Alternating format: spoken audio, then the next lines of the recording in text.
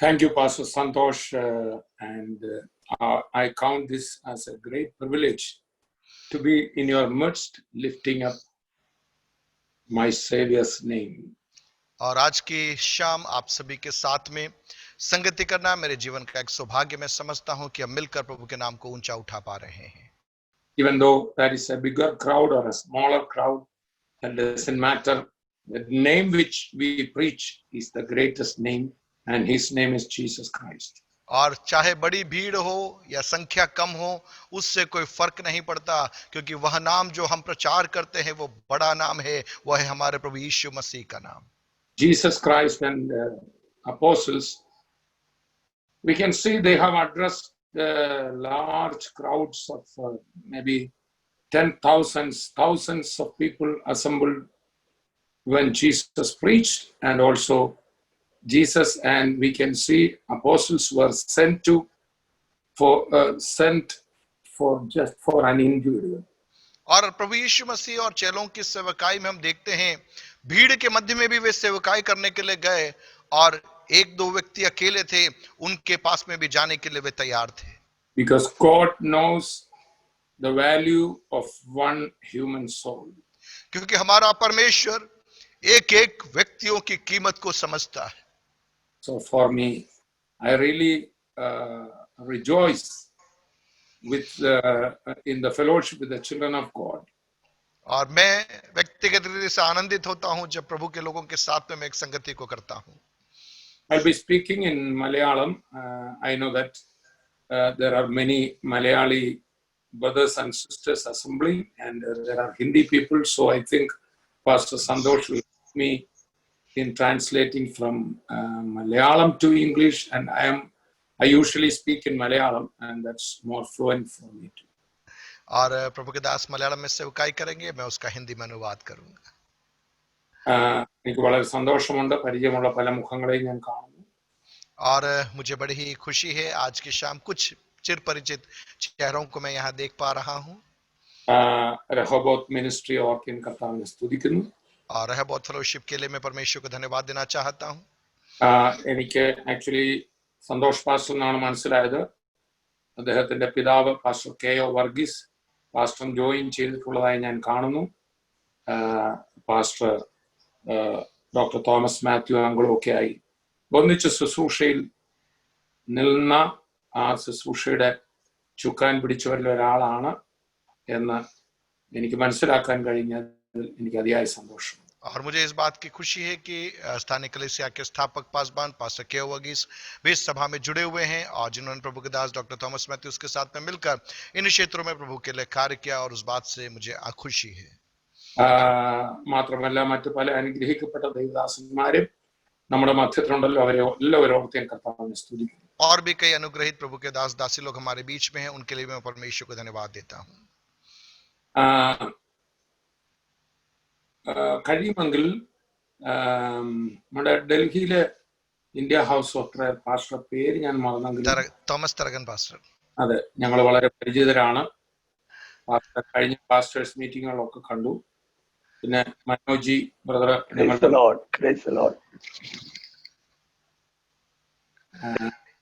നല്ല കൂട്ടായ്മയ്ക്കായി ഞാൻ കർത്താവിനെ സ്തുതിക്കുന്നു. और कुछ चेहरे मेरे चिर परिचित है, pastor Thomas तरगन, brother Manoj ji, इन सब के लिए प्रभु को धन्यवाद देता हूँ. മറ്റ് ഈ മീറ്റിംഗിൽ പൂർണ്ണമായിട്ട് അറ്റൻഡ് ചെയ്യാൻ കഴിയുന്നവരുണ്ടെങ്കിൽ നിങ്ങൾ വീഡിയോസ് ഓൺ ചെയ്താൽ നിങ്ങളുടെ മുഖങ്ങൾ കാണുന്ന വലിയൊരു സന്തോഷമായിരിക്കും. और यदि आप वीडियोस ऑन कर सकते हैं, अपने वीडियोस ऑन रखें, आपके चेहरे को देखकर मुझे खुशी होगी. എന്നാൽ നിങ്ങൾ മറ്റേതെങ്കിലും കാര്യത്തിൽ കൂടെ എൻഗേജ്ഡ് ആണെങ്കിൽ you can keep your videos off, but if you can, മുഖങ്ങൾ കണ്ട് ശുശ്രൂഷിക്കുന്നത് ഒരു വലിയ അനുഗ്രഹമാണ്. और अगर आप कैमरा ऑन कर सकते हैं तो अच्छा रहेगा, आपके चेहरों को देखकर सेवकाई करने में अधिक आनंद महसूस होता है. നിങ്ങളെല്ലാവരുടെയും വീഡിയോസ് ഓൺ ചെയ്ത് കാണാൻ സാധിക്കുന്നു. Thank you very much. और आप सभी को धन्यवाद देना चाहते हैं क्योंकि आपने आपके वीडियोस ऑन किए. മുമ്പേ കർത്താവിന്റെ ദാസൻ ഓർപ്പിച്ചു, കോട്ടയത്ത് ആരംഭിച്ചതും ഇപ്പോഴും ശക്തമായി തുടർന്നുകൊണ്ടിരിക്കുന്നതുമായ ഒരു ഉണർവിന്റെ മുൻനിരയിൽ നയിക്കുവാനുള്ള ഒരു നിയോഗം, ഭാഗ്യം കർത്താവിന്റെ ജീവിതത്തിൽ തന്നു. और जैसा बताया गया कि केरल में कोट्टयम शहर के अंदर प्रभु ने कार्य को आरंभ किया और उस जागृति को जो प्रभु ने उन दिनों में आरंभ किया और आज भी चल रहा है, उसकी अग्रिम पंक्ति में रहकर उस सेवकाई की अगुवाई करने के लिए प्रभु ने मेरे जीवन में अवसर प्रदान किया. സന്തോഷ് പാസ്റ്റർ, എന്റെ വോയിസ് ക്ലിയർ? ഓക്കെ. അപ്പം യേശു കർത്താവ് ഇങ്ങനെ പറഞ്ഞു, സ്വർഗത്തിലും ഭൂമിയിലും സകല അധികാരവും എനിക്ക് നൽകപ്പെട്ടിരിക്കുന്നു. और प्रभु यीशु मसीह ने इस प्रकार से कहा कि स्वर्ग और पृथ्वी का सारा अधिकार मुझे दिया गया है. ഫിലിപ്പിയ ലേഖനം 2 നമ്മൾ വായിക്കുന്നു, യേശുക്രിസ്തുവിന്റെ നാമത്തിൽ സ്വർലോകരുടെയും ഭൂലോകരുടെയും അധോലോകരുടെയും മുഴങ്കാലെല്ലാം മടങ്ങും. और फिलिपियों की पत्री उसके दूसरे अध्याय में हम देखते हैं कि यीशु मसीह के नाम के आगे सभी के पैर, सभी के घुटने टिकेंगे. ആ വചനം എന്റെ വ്യക്തി ജീവിതത്തിലും എന്റെ ഈ വീട്ടിലും എന്റെ ശുശ്രൂഷയിലും കർത്താവ് തെളിയിക്കുന്നത് കാണുവാനുള്ള ഭാഗ്യം എന്റെ ജീവിതത്തിലുണ്ട്. और वह वचन मेरे व्यक्तिगत जीवन में, मेरे परिवार में, मेरी सेवकाई में पूरा होते हुए देखने का अवसर प्रभु ने मेरे जीवन में दिया. യേശു ക്രിസ്തുവിന്റെ നാമം തന്നെയാണ് സകല നാമത്തിനും മേലായ നാമം. यीशु मसीह का नाम सब नामों में श्रेष्ठ है. അധികം താമസിയാതെ തന്നെ യേശുവിന്റെ നാമത്തിനു മുമ്പിൽ എല്ലാ മുഴങ്കാലും മടങ്ങേണ്ടി വരും. यीशु के सामने टिकने जा रहा है. ലോകം കണ്ട സകല മഹാന്മാരും യേശുവിന്റെ മുമ്പിൽ മുഴങ്കാൽ മടക്കും. और चाहे दुनिया में कितना भी महान व्यक्ति क्यों न हो, हर एक को यीशु के आगे घुटना टेकना पड़ेगा. എന്നാൽ ശരീരത്തിൽ ഇരിക്കുമ്പോൾ യേശുവിന്റെ മുമ്പിൽ മുഴങ്കാൽ മടക്കാൻ പറ്റിയവരായിരിക്കും ഭാഗ്യവാന്മാർ. लेकिन जब शरीर में रहते समय यदि मैं और आप यीशु के आगे घुटने टेक पाए तो हम धन्य लोग होंगे. യേശുവിന്റെ മുമ്പിൽ ഇന്ന് മുഴങ്കാൽ മടക്കിയവർ യേശുവിന്റെ വരവെങ്കിൽ അന്ന് നിവർന്ന് കർത്താവിന്റെ കൂടെ നിന്ന് വാഴുന്നവർ ആയിരിക്കും. आज यदि आप यीशु के सामने घुटने टेकोगे तो उस दिन यीशु के साथ में खड़े रहकर उसकी महिमा कर पाओगे, उसके राज्य में प्रभुता कर पाओगे. എന്നാൽ ഇന്ന് അവന്റെ തിരുമുമ്പാകെ അവന്റെ വചനത്തിനു മുമ്പിൽ തല വണക്കാൻ കഴിയാത്തവർ അന്ന് എല്ലാ രാജാക്കന്മാരും എല്ലാ പ്രധാനമന്ത്രിമാരും എല്ലാ പ്രസിഡന്റുമാരും യേശുവിനെ കുത്തി തുളച്ചു വരും. കർത്താവിനെ ശിക്ഷയ്ക്ക് വിധിച്ച പീലാത്തോസ് അടക്കം, റോമൻ ഗവർണർമാരടക്കം, റോമൻ കൈസർമാരടക്കം മുട്ടുമടക്കിക്കൊണ്ട് നീയേ കർത്തൻ എന്ന് വിളിച്ചു പറയും. और वह दिन आने वाला है जब आज के जितने भी प्रधान लोग हैं, मुख्य लोग हैं, प्रधानमंत्री होगा या राष्ट्रपति होगा या क्या बड़ा अधिकारी होगा, पिलातूस होगा, जिन्होंने यीशु को भेजा वे लोग होंगे, लेकिन वे सब एक दिन घुटने टेक कर कहेंगे तू ही प्रभु है, तू ही प्रभु है. കാരണം യേശു ക്രിസ്തുവിന്റെ നാമം സകല നാമത്തിനും മേലായ നാമം. क्योंकि यीशु मसीह का नाम हर नाम में श्रेष्ठ नाम है. ഇന്ന് നമ്മൾ ഈ ലോകത്തിലായിരിക്കുമ്പോൾ കർത്താവ് എല്ലാവർക്കും അവരുടെ സ്വാതന്ത്ര്യം കൊടുത്തിരിക്കുകയാണ്. लेकिन आज जब हम इस संसार में हैं तो प्रभु ने हर एक को आजादी दी हुई है. ആരെയും കർത്താവ് പിടിച്ച് മുഴങ്കാൽ മടങ്ങുമാറാക്കുന്നില്ല. किसी को भी जबरदस्ती परमेश्वर घुटने नहीं टिकवा रहा. എല്ലാവരെയും കർത്താവ് വിളിക്കുകയാണ്. सबको प्रभु बुला रहा है. എല്ലാവരെയും കർത്താവ് ഇരുകരവും നീട്ടി ക്ഷണിക്കുകയാണ്. अपने दोनों हाथों को बढ़ाकर वो सबको आमंत्रित कर रहा है. ആ വിളി കേട്ട് വരുന്നവർ ആണ് ദൈവമക്കൾ.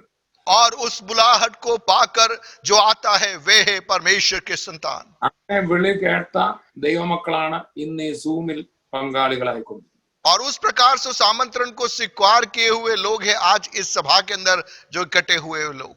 ലോകത്തിലെ സകല പള്ളികളും അടഞ്ഞു കിടക്കുന്നു, സകല ക്ഷേത്രങ്ങളും അടഞ്ഞു കിടക്കുന്നു, മോസ്കുകൾ അടഞ്ഞു കിടക്കുന്നു. പക്ഷെ ദൈവത്തിന്റെ ആലയങ്ങളായ നിങ്ങളും ഞാനും തുറന്നു കിടക്കുന്നു.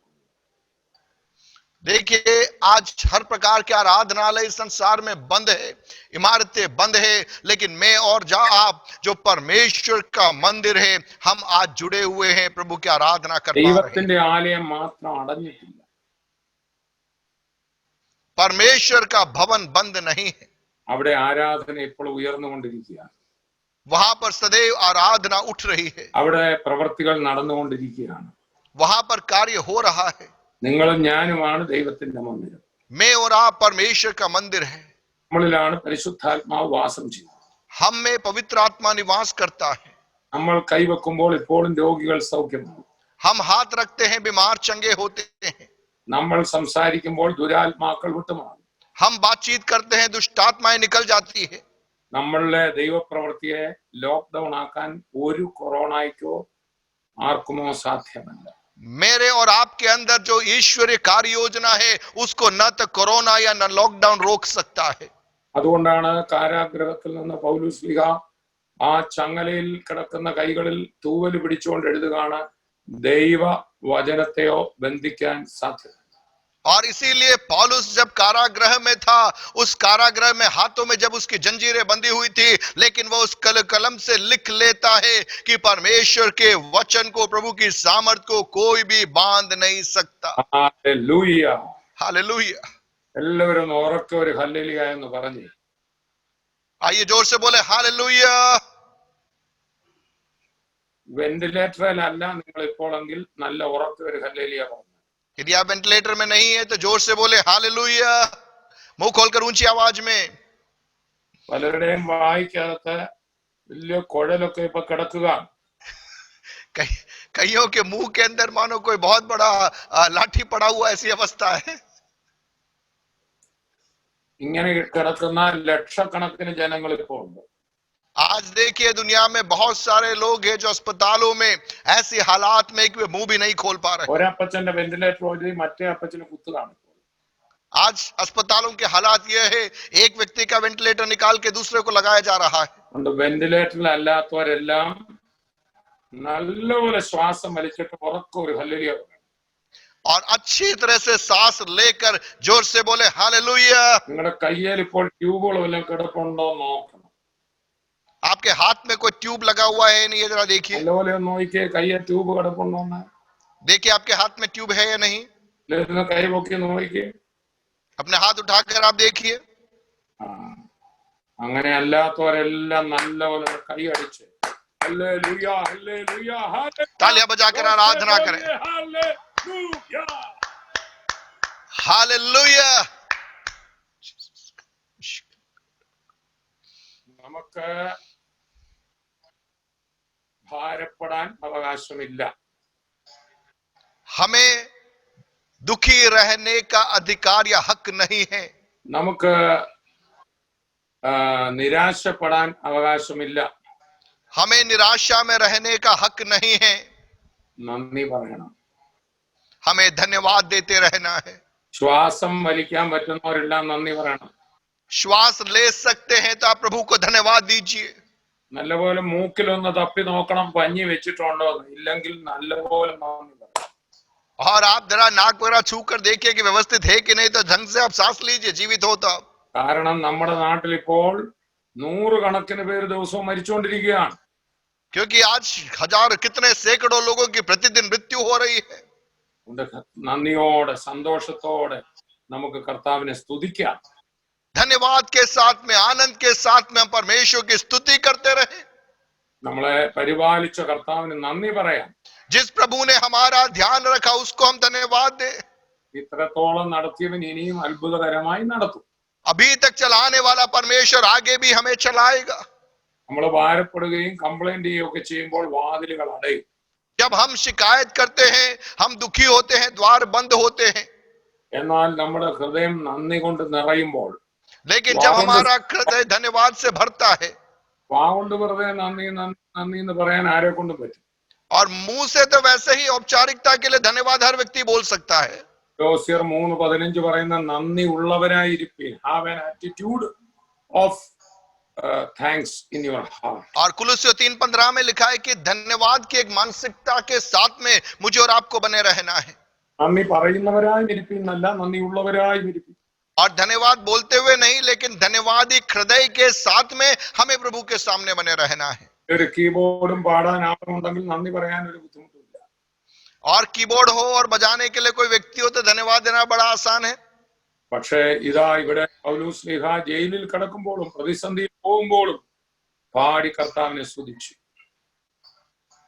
लेकिन आप देखिए यहाँ पर पौलुस कारागृह में है, विपरीत अवस्था में है, लेकिन वहां पर भी वो गीत गाकर प्रभु की आराधना करता है। കടന്നുകൊണ്ട് ഫിലിപ്പിയ സഭയ്ക്ക് ഇങ്ങനെ എഴുതി, സന്തോഷിപ്പീൻ, again I say rejoice. और फिलिपिया की कलीसिया को वो लिखता है कारागृह के अंदर से, आनंदित हो, मैं फिर से कहता हूं सदैव आनंदित रहो। ഞങ്ങളിൽ കിടക്കുന്ന കയ്യിൽ താൻ പിടിച്ചുകൊണ്ട് വേന പിടിച്ചുകൊണ്ട് എഴുതി, rejoice in the Lord always, again I say rejoice. और कारागृह की अवस्था में हाथों में जंजीरें थी, उस हालात के अंदर वो लिखता है आनंदित रहो, मैं फिर से कहता हूं सदा आनंदित रहो। ഈ യേശുവിനെ വിശ്വസിക്കുന്നവരൊക്കെ നന്നായിട്ടൊന്ന് ചിരിച്ചുകൊണ്ടിരുന്നത്, और यीशु पर विश्वास करने वालों जरा मुस्कुरा कर आप बैठिए। സന്തോഷമുള്ളവർ ചിരിക്കും. और जिनके अंदर संतोष है, आनंद है, वे खुश रहेंगे, मुस्कुराते रहेंगे। നമ്മുടെ സന്തോഷ് പാസ്റ്ററുടെ പേര് തന്നെ സന്തോഷം എന്നാണ്. संतोष पास्टर का नाम ही संतोष है। പണ്ട് നമ്മുടെ ഹൃദയത്തിൽ കർത്താവിന്റെ സന്തോഷം തന്നെ. हमारे हृदय में प्रभु ने बहुत बड़ा संतोष आनंद दिया है। ചില ആൾക്കാർ വിശ്വാസത്തിൽ വരുന്നതിന് മുമ്പ് ചിരിക്കുമായിരുന്നു, വിശ്വാസത്തിൽ വന്നു കഴിഞ്ഞപ്പോ പിന്നെ ഗൗരവമായി. और कुछ लोग विश्वास में आने से पहले हंसते थे, मुस्कुराते थे, लेकिन विश्वास में आने के बाद में गंभीर चेहरा लेके घूमते हैं। കർത്താവ് പറഞ്ഞ ഞാൻ ആനന്ദ തൈലം പോരുമെന്ന, പക്ഷെ ചില വിശ്വാസിയുടെ മേൽ ഗൗരവ തൈലമാ വീണാൻ തോന്നുന്നു. और प्रभु ने कहा कि मैं आनंद के तेल से तुम्हारा अभिषेक करूंगा, लेकिन ऐसा लगता है कि कुछ लोगों के ऊपर गंभीर मुद्रा में रहने का अभिषेक मिला है।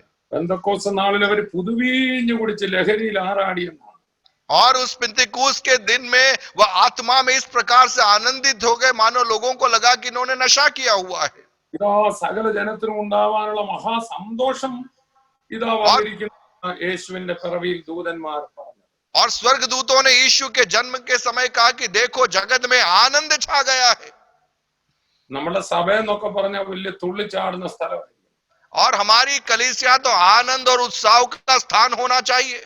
എന്റെ സന്തോഷം നിങ്ങളിൽ പൂർണ്ണമാകണമെന്നാണ് യേശു പറഞ്ഞത്. यीशु ने कहा कि मेरा आनंद तुम में पूर्ण होना है। കർത്താവിന് ഭയങ്കര ഇഷ്ടമാണ് ദൈവമക്കൾ തുള്ളിച്ചാടി സന്തോഷം. और प्रभु बहुत पसंद करता है जब मैं और आप नृत्य करके खुशी के साथ में प्रभु की आराधना करते हैं। തുള്ളിച്ചാടി സന്തോഷിക്കുന്നവർക്ക് ഒന്നിനും കുറവ് വരില്ല. और जो खुश रहते हैं, जो नृत्य करते हैं, आनंद करते हैं, उनके जीवन में किसी बात की कमी नहीं रहती। ക്രിസ്തു നമ്മുടെ ഉള്ളിൽ വാഴുമ്പോൾ, പരിശുദ്ധാത്മാവും ദൈവവചനവും നമ്മളെ ഭരിക്കുമ്പോൾ, ആ അവസ്ഥയുടെ പേരാണ് ദൈവരാജ്യം.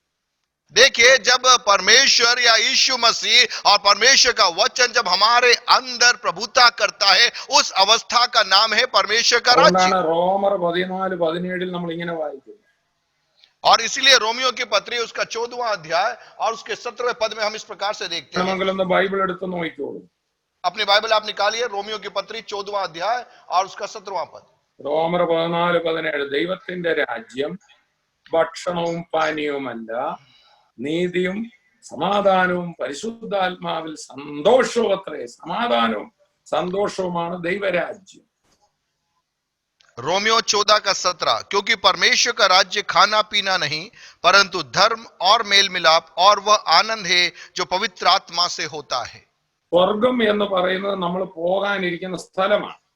स्वर्ग वह स्थान है जहां पर हम जाने के लिए इच्छा रख रहे हैं। അപ്പൊ തന്നെ നമ്മുടെ സ്പിരിറ്റ്, നമ്മുടെ ആത്മാവ് ഇപ്പോൾ തന്നെ സ്വർഗത്തിൽ ഇരിക്കുകയാണ്. लेकिन हमारी आत्मा अभी ही स्वर्गीय स्थानों में बैठी हुई है। എന്നാൽ ദൈവരാജ്യം എന്ന് പറഞ്ഞ ഒരു സ്ഥലമല്ല, ഒരു അനുഭവമാണ്. लेकिन परमेश्वर का राज्य एक स्थान नहीं है, वह एक अनुभव है।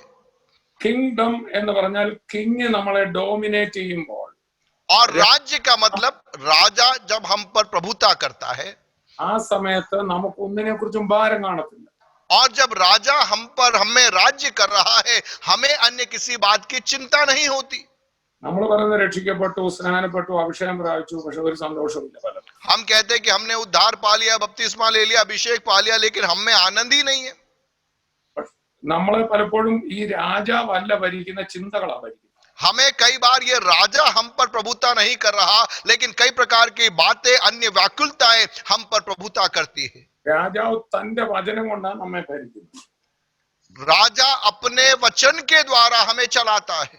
ആ വചനം നമ്മുടെ മനസ്സിൽ ക്രിയ നടത്തുമ്പോൾ നമുക്ക് പിന്നെ ഭാരം കാണില്ല.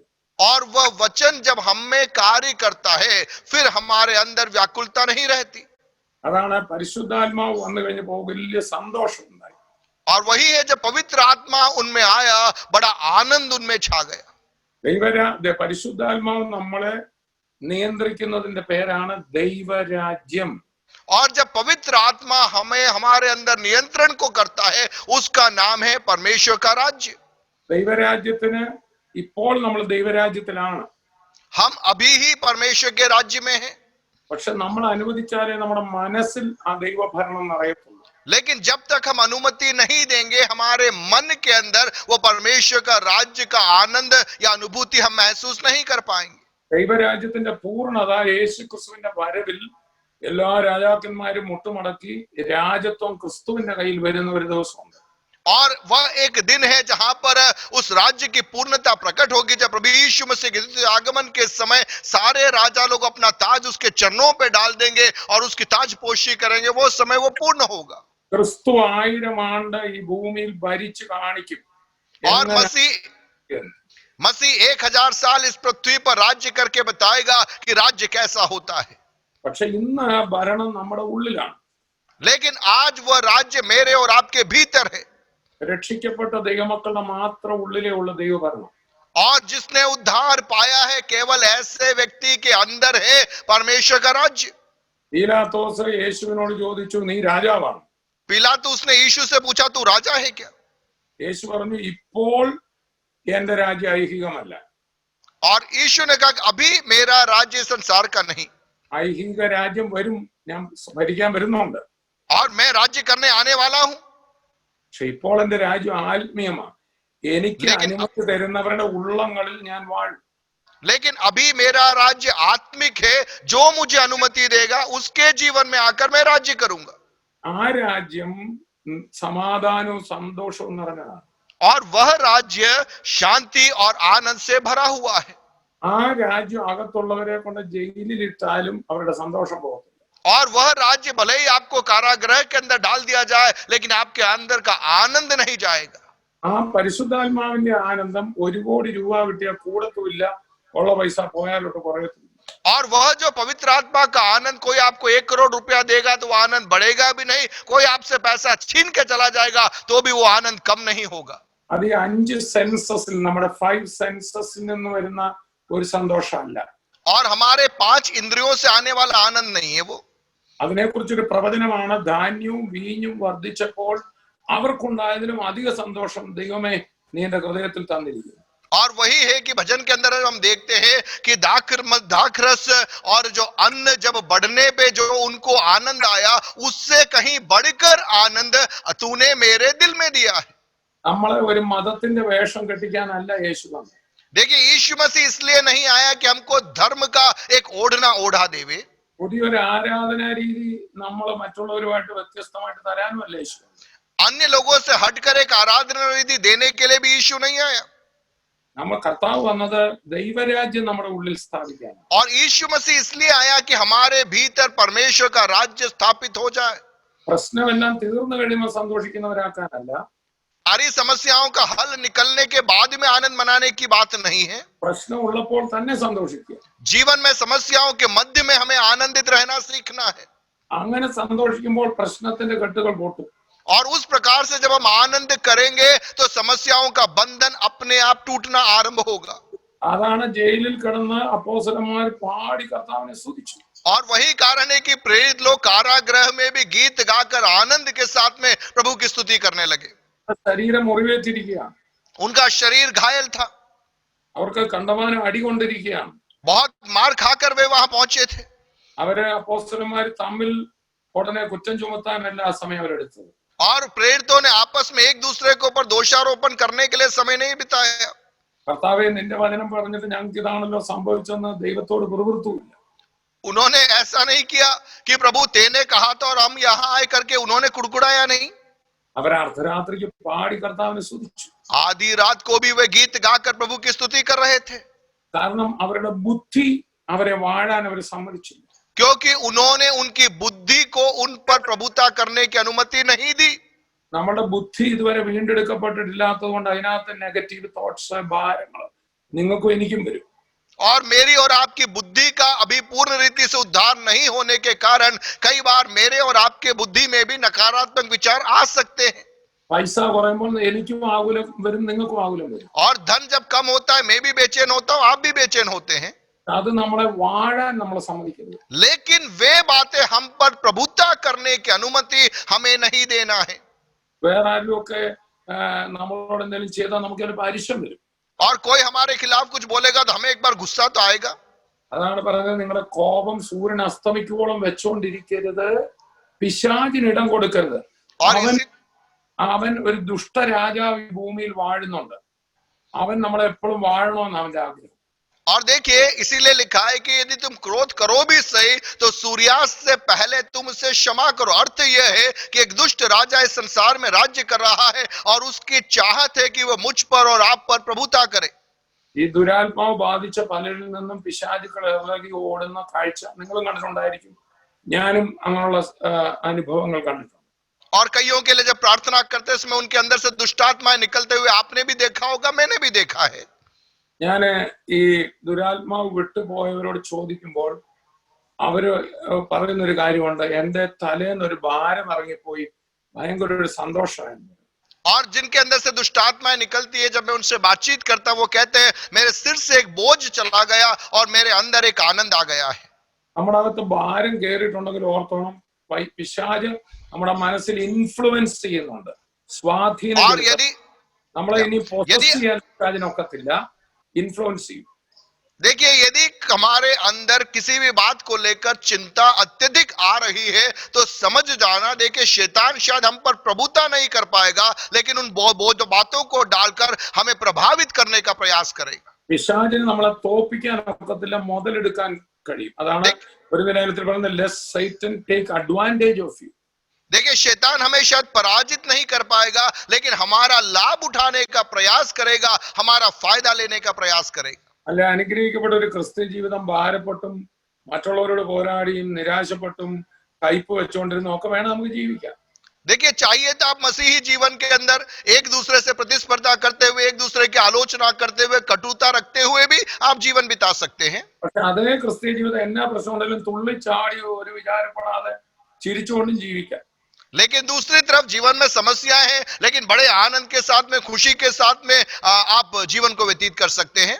ചെറിയൊരു ജീവിതത്തിൽ സഭയിലും വഴക്കുണ്ടാക്കി, നമ്മുടെ വീട്ടിൽ സൗകര്യങ്ങളോടും വഴക്കുണ്ടാക്കി, അയൽവാസികളോടും വഴക്കുണ്ടാക്കി, എല്ലാവരോടും പണങ്ങി വേണം ജീവിക്കാം. चाहिए तो आप घर में भी लड़ाई झगड़ा करके, कलीसिया में भी लड़ाई झगड़ा करके, अड़ोसी पड़ोसियों से भी लड़ाई झगड़ा करके भी आप मसीही बन के जी सकते हैं। എന്നാൽ ഈ ചെറിയ ജീവിതം കർത്താവിൽ ജയാളികളായി, ഓ ഞാനിതൊക്കെ പിടിക്കാൻ പോകുന്നത്, ഞാനിതൊക്കെ പിടിക്കുന്നു, ഞാൻ അഭിഷേകത്തിൽ തുള്ളിച്ചാടിയും ജീവിക്കാം. लेकिन ये आपकी जो छोटी सी जिंदगी है, आप क्यों फालतू में इन बातों के पीछे समय व्यतीत करने हैं? आप एक निश्चय कर लीजिए, मैं तो प्रभु में आनंदित रहूंगा, प्रभु में नृत्य करते हुए आनंद के साथ में मैं समयों को व्यतीत करूंगा। The choice is yours. चुनाव आपका है। ചിലര് ജീവിതം ഇങ്ങനെ വളരെ എന്താ പറഞ്ഞേ, വിശ്വാസിയായിട്ടും എപ്പോഴും ഭാരത്തിലും പ്രയാസത്തിലും ജീവിക്കാം. അങ്ങനെ ജീവിച്ചാൽ അങ്ങനെ അങ്ങ് തീരും. और कई लोग कहते हैं विश्वासी है लेकिन हमेशा चिंता परेशानी में, आप चाहो तो वैसा जीवन बिता सकते हो। പക്ഷെ അതിലും പ്രശ്നമുള്ള ചിലര്, ഓ ഇതൊക്കെ എന്നാ ചിന്തിക്കാനാ, കർത്താവ് വഴി നടത്തുന്നവനെ തുള്ളിച്ചാടി ജീവിക്കും. लेकिन दूसरी तरफ अरे इनमें क्यों हम उलझे रहे, प्रभु आने वाला है करके हम तो आनंद में जिएंगे। Choice is yours. चुनाव आपका है। ഒരു തമാശ ഉണ്ട് ഞങ്ങളുടെ നാട്ടിൽ ഇങ്ങനെ പറയുന്നത്. और केरल में एक मजाक इस प्रकार से कहते हैं, ഇങ്ങനെ ചെല്ലു ചോദിക്കുന്നത്, ഈ കൈ ഇങ്ങനെ ചൂണ്ടിക്കുന്നത്, ഇങ്ങനെ അങ്ങോട്ട് പോയ കോട്ടയത്ത് എല്ലാം. और कुछ लोग उंगली दिखा के बोलते हैं कि हमारे यहाँ भी करते हैं कि इधर जाओगे तो कोटे में पहुंच सकते हैं क्या। ആരാണ്ട് പറഞ്ഞു, അങ്ങനെ പോയാലും ചെല്ലാം, കൈ താത്തിട്ടുകൊണ്ട് പോയാലും ചെല്ലാം. और किसी ने कहा ऐसे करोगे तो भी जा सकते हो, हाथ नीचे डाल के भी आप वहां पहुंच जाओगे। എന്തിനാ ഈ ഭാരപ്പെട്ട് കോട്ടയത്തിന് പോകുന്നത്, കൈ താത്തിട്ടുള്ളത്? इतना वजन लेके क्यों कोटे में जाना, बिना वजन लिए आप जाओ। യേശു നമ്മുടെ ഭാരമെല്ലാം എടുത്തല്ലോ. यीशु ने हमारा बोझ उठा लिया है ना। രാജസ്ഥാൻകാരൊക്കെ ഒന്ന് ചിരിച്ചേ. राजस्थान के लोग जरा मुस्कुराइए। ഒരു 3 തലമുറ ചിരിക്കാൻ മേലാത്ത ഒരു വീട്ടിൽ നിന്നാണ് ഞാൻ ഈ ചിരിക്കുന്നത്. और मैं एक ऐसे परिवार से आज मुस्कुरा रहा हूं जहां पर 3 पीढ़ी तक आनंद नहीं था। നമ്മൾ വിചാരിച്ചുകൊണ്ടിരിക്കുന്ന രക്ഷിക്കപ്പെട്ട് എങ്ങനെങ്കിലും സ്വർഗത്തിൽ പോകുന്ന പരിപാടിയെ और, മാത്രമായി. और हम तो सोच रहे हैं कि उद्धार पाकर कैसे भी स्वर्ग जाने का ही कार्य योजना है, ऐसा सोच के बैठे। രക്ഷിക്കപ്പെട്ട് സ്നാനപ്പെട്ട് അഭിഷേകം പ്രാപിച്ച് വിശുദ്ധിയിലും വേർപാടിലും എങ്ങനെങ്കിലും ഞെരുങ്ങി സ്വർഗത്തിൽ പോവാ. और उद्धार पा लिया, बपतिस्मा ले लिया, कलीसिया में आराधना में जा रहे, पवित्रता में जीवन बिता रहे, जैसे तैसे करके स्वर्ग पहुंच जाए। നിശ്ചയമായിട്ടും അത് തന്നെയാണ് പ്രധാന പരിപാടി. हाँ, वो प्रमुख बात है, सही है। പക്ഷെ അങ്ങനെ സ്വർഗത്തിൽ കൊണ്ടുപോകാനായിരുന്നു രക്ഷിക്കപ്പെട്ട അന്ന് തന്നെ നിങ്ങളെ എന്നെ ദൈവം അങ്ങ് കൊണ്ടുപോയി. अगर वैसे ही स्वर्ग पहुंचाना था तो उद्धार पाते उसी दिन प्रभु हमको स्वर्ग लेके चला जाता। പൗലോസ് പറഞ്ഞ ഞാൻ ശരീരത്തിൽ ഇരിക്കുന്നെങ്കിൽ ഈ ലോകത്ത് സ്വർഗം വെളിപ്പെടുത്താൻ വേണ്ടിയാണ് ചില ശുശ്രൂഷകൾ ചെയ്യാൻ വേണ്ടിയാണ്. और पौलुस कहता है कि यदि मैं शरीर में संसार में रह रहा हूं तो इस संसार को स्वर्ग प्रकट करने के लिए, या दूसरे शब्दों में कुछ सेवका यहाँ करने के लिए मैं शरीर में इस संसार में रह रहा हूं। ജയകരമായ ജീവിതം, ഒരു എക്സ്ട്രാ ഓർഡിനറി ലൈഫ് ഈ ലോകത്ത് നിങ്ങളെ കൊണ്ട് തെളിയിക്കാൻ കർത്താവ് ആഗ്രഹിക്കും. देखिए, प्रभु चाहता है कि एक जयवंत मसीह जीवन आपके द्वारा इस संसार में प्रकट करना प्रभु चाहता है। ഉള്ളിടത്താണ് അതിനെ മറികടക്കുന്ന ജയകരമായ ഒരു ജീവിതം തരും. और जहां पर समस्या है वहां पर उन समस्याओं के ऊपर एक जयवंत जीवन प्रभु देना चाहता Praise है। the Lord. Hallelujah, Hallelujah. Hallelujah. ഒരു പ്രശ്നങ്ങളിലും ഒരു ദൈവവേദലിനെ തകർക്കാനൊക്കത്തില്ല, അവന്റെ ആത്മീയ മസിലുകളെ ഡെവലപ്പ് ചെയ്യാനൊക്കെ. देखिए, कोई भी समस्याएं वास्तविकता में एक आत्मिक व्यक्ति को कमजोर नहीं कर सकती, उसके आत्मिक मांसपेशियों को मजबूत करती है वो। ഓരോ പ്രതിസന്ധി മറികടക്കുന്നതോറും we will become stronger and stronger. और एक एक समस्याओं का जब हम सामना करते हैं, हम आत्मिक रीति से और अधिक बलवंत होते जाते हैं। നമുക്ക് വേണ്ടി സകലവും നന്മയ്ക്കായിട്ടേ വരത്തുള്ളൂ. हमारे लिए सब कुछ मिलकर भलाई ही को उत्पन्न होता है। ആത്മാവിനാൽ നമ്മൾ നടത്തപ്പെടും. हम आत्मा के द्वारा हम चलाए जाने हैं। ആത്മാവിന് പരിശുദ്ധാത്മാവിന് നമ്മുടെ 5 വർഷം കഴിഞ്ഞുള്ളത് തന്നെ നന്നായിട്ട് അറിയാം. पवित्र आत्मा को मालूम है अगले 5 साल बाद हमारे साथ में क्या होने वाला है। ഈ 2025 നിങ്ങളുടെ ജീവിതത്തിൽ എന്തായിരിക്കും, എന്ത് നന്മയാ തിന്മയല്ല നന്മ ഒരുക്കി വെച്ചിട്ടാണ് ഇന്ന് വചനം 2020 വന്ന് പറയുന്നത് നീ ഒന്നും വിചാരപ്പെടുന്നു. और 2025 के अंदर आपके जीवन में कुछ भली बात को प्रभु रखने के बाद में 2020 में आपसे कहता है कि तेरे जीवन में भलाई ही के लिए ये बातें होगी। നിങ്ങൾ ഓരോരുത്തർക്കും നമുക്ക് എന്തെങ്കിലും ഒരു ചലഞ്ച് കാര്യമില്ലല്ലോ. हमारे जीवन में क्या चुनौती हर व्यक्ति के जीवन में है? ആവശ്യങ്ങളില്ലാത്തവരിൽ क्या आवश्यकता नहीं? हम सबकी आवश्यकता है। എന്റെ ഒരു മോളെ കെട്ടിച്ചുള്ളൂ, ഇനി ഒരു മോനുണ്ട്, ഒരു കൊച്ചുമോളുണ്ട്, അവരുടെയൊക്കെ ഭാവി നടക്കണ്ടേ. और मेरी एक बेटी का विवाह हुआ है, एक बेटा है, एक बेटी है, उनका विवाह बाकी है। സാമ്പത്തിക ആവശ്യങ്ങളില്ലേ? आर्थिक जरूरतें नहीं है क्या? എന്തെല്ലാം കാര്യങ്ങളുണ്ട്. कितनी सारी बातें बाकी है भी। പക്ഷെ ഇന്ന് ദൈവം നമുക്ക് ഇനി നടക്കാൻ പോകുന്ന ഒരു 5 കൊല്ലം കൊണ്ട് നടക്കാൻ പോകുന്ന മൊത്തം റൂട്ട് മാപ്പ് തരികയാണെങ്കിൽ നമ്മുടെ ഭാരം മൊത്തം മാറുകയില്ല. लेकिन देखिए, अगले 5 साल क्या क्या होगा, सारी बातें प्रभु आपको वैसे ही बता दे तो हमारा बोझ नहीं चला जाएगा। എല്ലാം സ്വപ്നത്തിൽ കാണിക്കാതെ ഇങ്ങനെ ആയിരിക്കും എന്ന് പറഞ്ഞാൽ പിന്നെ ഭാരമില്ലല്ലോ. और सारी बातें स्वप्न में आपको बता दी, फिर आपके अंदर बोझ आएगा क्या? അങ്ങനെ കാണിച്ചിട്ടില്ല. लेकिन ऐसा नहीं बताया है। പക്ഷെ അത് പോയി കണ്ട ഒരാൾ നിങ്ങൾക്ക് വേണ്ടിയുണ്ട്. लेकिन वह सारी बातें देखा हुआ कोई आपके लिए है। അടുത്തിരിക്കുന്ന ആൾ പറഞ്ഞ നിങ്ങളുടെ 2025 കണ്ട ഒരാളുണ്ടെന്ന് പറഞ്ഞു. आपके पास में बैठे व्यक्ति से पूछिए कि अगले 5 साल 2025 में क्या होने वाला, वो देखा हुआ एक व्यक्ति है। बोलिए बोलिए पड़ोसी को। എന്നിട്ട് വന്ന് നിങ്ങളോട് വചനത്തിൽ പറയണ ഒന്നിനെ കുറിച്ചും വിചാരപ്പെടണ്ട. और वह देखने के बाद में आपके पास में आकर वचन के द्वारा कहता है तुम्हें किसी बात को लेकर चिंता नहीं करना है। അതാണ് റോമർ 8:14 പറയുന്നത്, ദൈവാത്മാവ് നടത്തുന്ന ഏവരും ദൈവ മക്കൾ ആകുന്നു. और इसीलिए रोमियो 8:14 में लिखा है कि जितने लोग परमेश्वर के आत्मा के चलाए चलते हैं वे ही परमेश्वर के पुत्र हैं। ഒന്ന് വായിച്ചോളൂ, റോമർ 8:14 എല്ലാവരും വായിച്ചു. रोमियो 8:14 सभी लोग बाइबल निकाल कर पढ़िए। इसलिए कि जितने लोग परमेश्वर के आत्मा के चलाए चलते हैं वे ही परमेश्वर के पुत्र हैं। ആ ദൈവത്തിന്റെ ആത്മാവിന് നിങ്ങളുടെ 2025 അറിയാം. और वह परमेश्वर का पवित्र आत्मा आपका 2025 मालूम है उसे।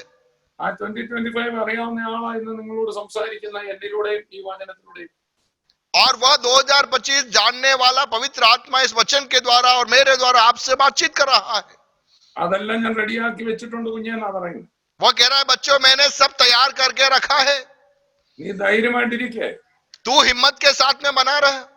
ജയിലിൽ കിടക്കുന്ന പൗലൂസിലൂടെ പരിശുദ്ധാത്മാവ് ജയിലിൽ അല്ലാത്ത ഫിലിപ്പിയരോട് പറയണം, ഒന്നിനെ കുറിച്ചും വിചാരപ്പെടണ്ട. आप देखिए कारागृह में पड़े हुए पौलुस के द्वारा कारागृह के बाहर आजाद रहने वाले फिलिपियों को हिम्मत बंधा रहा है कि तुम्हें किसी बात को लेकर व्याकुल नहीं होना है. ഈ ജയിലിലെ എന്റെ കിടപ്പ് കണ്ട് പലർക്കും ധൈര്യം വന്നിരിക്കുകയാണ്. और जेल की मेरी हालात को देखकर कईयों की हिम्मत बढ़ गई है. നമ്മുടെ കർത്താവ് എല്ലാം ചെയ്തു വെച്ചിരിക്കുകയാണ്. हमारे प्रभु ने सब कुछ पहले से करके रखा है.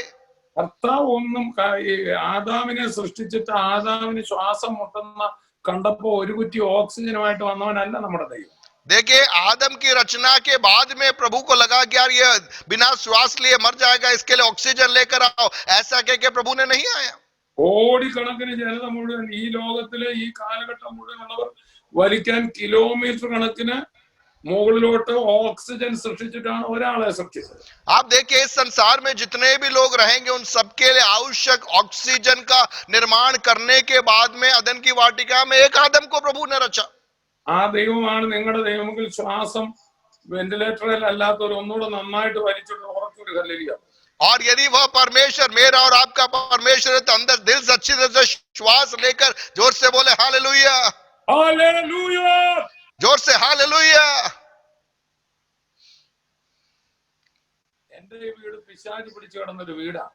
मेरा घर शैतान के अधीनता में रहने वाला एक घर था.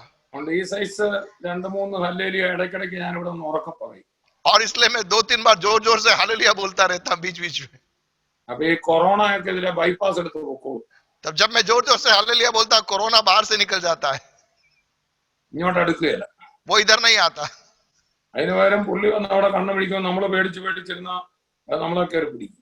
लेकिन कोरोना नाम सुनते ही यदि हम डर के साथ में बैठेंगे वो सीधा आप पर आकर हमला करेगा. ഒരിക്കൽ കൂടെ വെന്റിലേറ്ററിൽ അല്ല കിടക്കുന്നെങ്കിൽ നിങ്ങളുടെ കൈ എന്നെ ഒന്ന് വീശി കാണിച്ചു.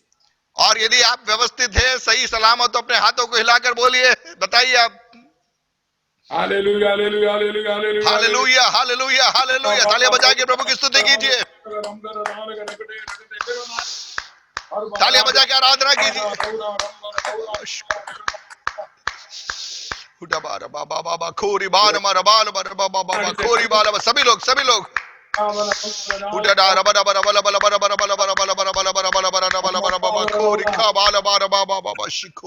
മുഖത്തൊരു ചിരിയൊക്കെ വരും. मुंह में चेहरे पे मुस्कुराहट आने पाए. ആ പല്ലൊക്കെ ഒന്ന് കർത്താവ് കാണട്ടെ. प्रभु आपके दांत देखने पाए. 2 പല്ല് കുറവാണെങ്കിലും കുഴപ്പമില്ല, നല്ലപോലെ ഒന്ന് സൂക്ഷിച്ച്. 2 दांत कम हो कोई दिक्कत नहीं, खुल के मुस्कुराए. ഒന്ന് തൃപ്തിയോടെ കർത്താവിനെ ഒന്ന് സ്തുതിച്ച് संतुष्टि के साथ में प्रभु की महिमा कीजिए. Hallelujah hallelujah hallelujah. There is a nice song in English that goes this way. अंग्रेजी में गीत है. Jesus, my Savior, God none like you. And there is a portion in that one stanza like this. And I will praise my God in every breath. और उस गीत का एक पद इस प्रकार से कि मेरे जीवन के हर श्वास में मैं मेरे प्रभु की स्तुति करूंगा. ഈ പാട്ട് ഞാൻ മലയാളത്തിലോട്ട് പരിഭാഷപ്പെടുത്തിയിട്ടുണ്ട്. और यह गीत मैंने मलयालम में अनुवाद किया. യേശു രക്ഷകനെ കർത്താവിൽ തുല്യനായ. Translate pastor. और हे प्रभु मेरे उद्धारकर्ता तेरे तुल्य और कोई नहीं. യേശു രക്ഷകനെ കർത്താവിൻ തുല്യനായ ആയുസ്സെല്ലാം സ്തുതിച്ചിടും നിൻ സ്നേഹത്തിൻ അത്ഭുതം. हे प्रभु मेरे उद्धारकर्ता मेरे जीवन भर मैं तेरी स्तुति करता रहूंगा, तेरी प्रशंसा करता रहूंगा. സ്നേഹത്തിന്റെ അത്ഭുതത്തെ ഞാൻ സ്തുതിക്കും. तेरे प्रेम के आश्चर्य कर्म की स्तुति में करता रहूंगा. മറ്റൊരു ലൈനിൽ ഇങ്ങനെയാണ്. दूसरा एक पद इस प्रकार से है. ഓരോ ശ്വാസ വേളയിലും സ്തുതിച്ചിടും ഞാൻ അങ്ങയെ, ആർപ്പിടുവിൻ ഭൂവാസികളെ. ഓരോ ശ്വാസവേളയിലും मेरे जीवन के हर श्वास में ഞാൻ നിന്നെ സ്തുതിക്കും. मैं तेरी स्तुति करता रहूंगा. എല്ലാവരും ഒന്നുകൂടെ ശ്വാസം ഒന്ന് വലിച്ചേ. आइयो श्वास लीजिए. എന്റെ പേര് ഡോക്ടർ തോമസ് എബ്രഹാം എന്നാണ്. और मेरा नाम डॉक्टर थॉमस अब्राहम है. ഞാനൊരു ഡോക്ടറാണ്. मैं एक डॉक्टर हूं. എല്ലാ രോഗികളോടും പറയും ശ്വാസം വലിച്ചു വിടാം. और सारे बीमार लोगों से मैं कहता हूं कि जोर से श्वास खींचो. ഞാൻ മെഡിക്കൽ ഡോക്ടർ അല്ല, मैं मेडिकल डॉक्टर नहीं हूं, അതിലും കൂടിയ ഡോക്ടറാണ്. उससे भी बड़ा डॉक्टर हूं मैं. മെഡിക്കൽ ഡോക്ടർമാരുടെയൊക്കെ ഭൂതം ഞങ്ങളുടെ ശുശ്രൂഷയിൽ വിട്ടുപോയിട്ടുണ്ട്. और मेडिकल डॉक्टरों के अंदर से दुष्ट आत्माओं को हमने निकाला है. മെഡിക്കൽ ഡോക്ടർമാർ ഒത്തിരി സൗഖ്യമായിട്ടുണ്ട്. और कई मेडिकल डॉक्टर भी चंगे हुए हैं.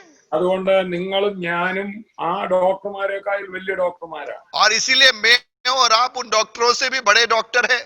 എല്ലാവരും നല്ലപോലെ ശ്വാസം ഒന്ന് വലിച്ചു വിട്ട്. और सभी लोग श्वास लीजिए. മലയാളത്തിൽ പറയുമ്പോൾ എന്ന് വിടും. നല്ല മനസ്സിലായോ? സ്വന്തം जोर से श्वास लेके ईशु.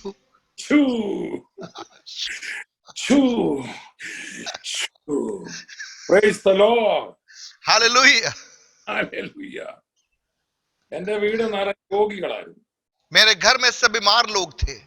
എന്റെ അപ്പന്റെ 3 സഹോദരങ്ങൾ വീട്ടിൽ 16 18 ഒക്കെ ഉള്ള 3 കുഞ്ഞുങ്ങൾ മരിച്ചിട്ട് 3 ശവപ്പെട്ടി അടുത്തടുത്ത വർഷങ്ങളിൽ ഇവിടെ വെച്ചു.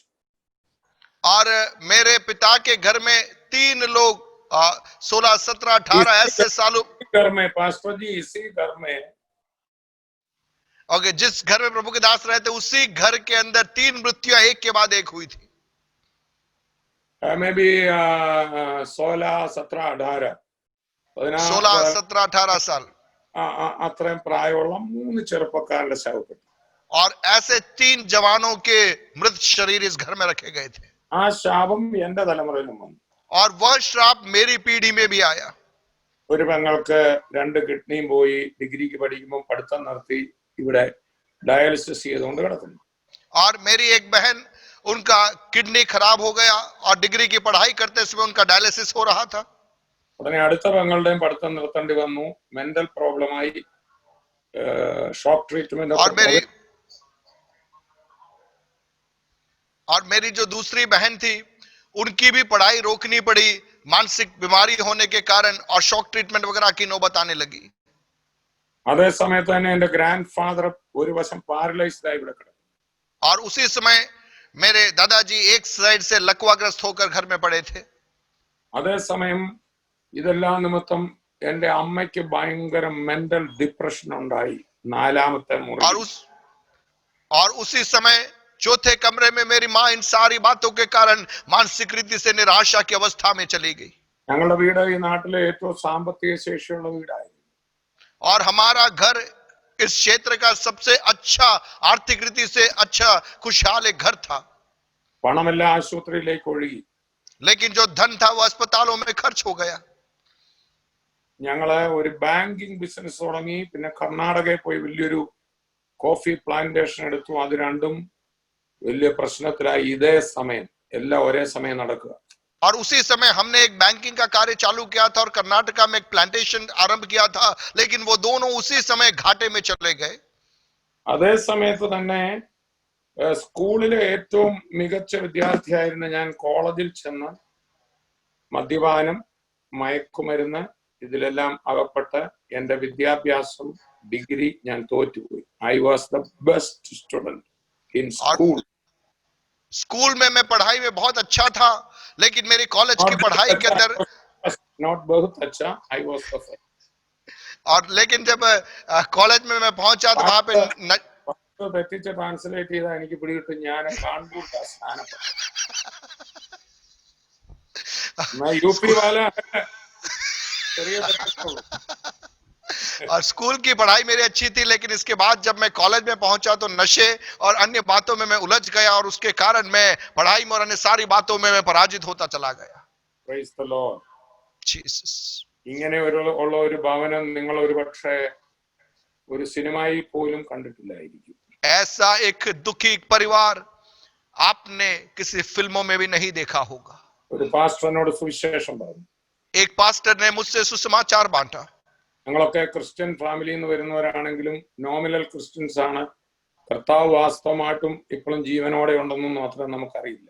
और हम नाम के मसीह जरूर थे, लेकिन प्रभु को वास्तविकता में हम नहीं जानते थे। हमें यह नहीं मालूम था कि आज भी प्रभु जीवित है और हमसे बातचीत करता है। എല്ലാ വർഷവും ക്രിസ്മസ് യേശു ജനിക്കുന്നതൊക്കെ നമ്മൾ ആചരിക്കുമെന്നല്ലാതെ ഇപ്പോഴും യേശു നമ്മുടെ കൂടെ ഉണ്ട് എന്നുള്ള അത്ര ഒരു ഫെയ്ത്ത് നമുക്കതില്ല. और साल में क्रिसमस मनाते जरूर थे, लेकिन हमेशा यीशु हमारे साथ में है, ऐसा एक विश्वास मेरे जीवन में नहीं था। എന്റെ വീടിനടുത്തുള്ള ഒരു പാസ്റ്റർ എന്നോട് സുവിശേഷം പറഞ്ഞു, എത്ര നശിച്ച വീടാണേലും ആ വീട്ടിൽ ഒരാൾ കർത്താവിന് വേണ്ടി നിന്നാൽ ആ വീട് മുഴുവൻ രക്ഷിക്കപ്പെടും. और मेरे पास में रहने वाले एक प्रभु के दास ने मुझसे कहा, चाहे कितना भी पराजय में रहने वाला परिवार क्यों न हो, बर्बादी में रहने वाला परिवार क्यों न हो, लेकिन अगर एक व्यक्ति भी प्रभु को अपना जीवन सौंपेगा तो उसका घर उद्धार पाएगा। ആ ഒരാൾ സമാധാനപുത്രനായി നിന്ന് और वह एक व्यक्ति शांति के पुत्र के समान बन जाएगा। ആ വീട് വിടുവിക്കപ്പെടും. वह घर छूट जाएगा। അങ്ങനെ എന്നെ കർത്താവ് ആ മകനിലൂടെ വിളിച്ചു. और इस प्रकार से प्रभु ने मुझे उस व्यक्ति के द्वारा बुलाया। ഞങ്ങളുടെ വീടിന്റെ അവസ്ഥ കണ്ട ഇവിടെയുള്ള ഒത്തിരി ബിലീവേഴ്സ് ഞങ്ങൾക്ക് വേണ്ടി പ്രാർത്ഥിക്കുന്നു. और हमारे घर की उस बर्बादी को देखकर कई विश्वासी लोग हमारे लिए प्रार्थना करते थे।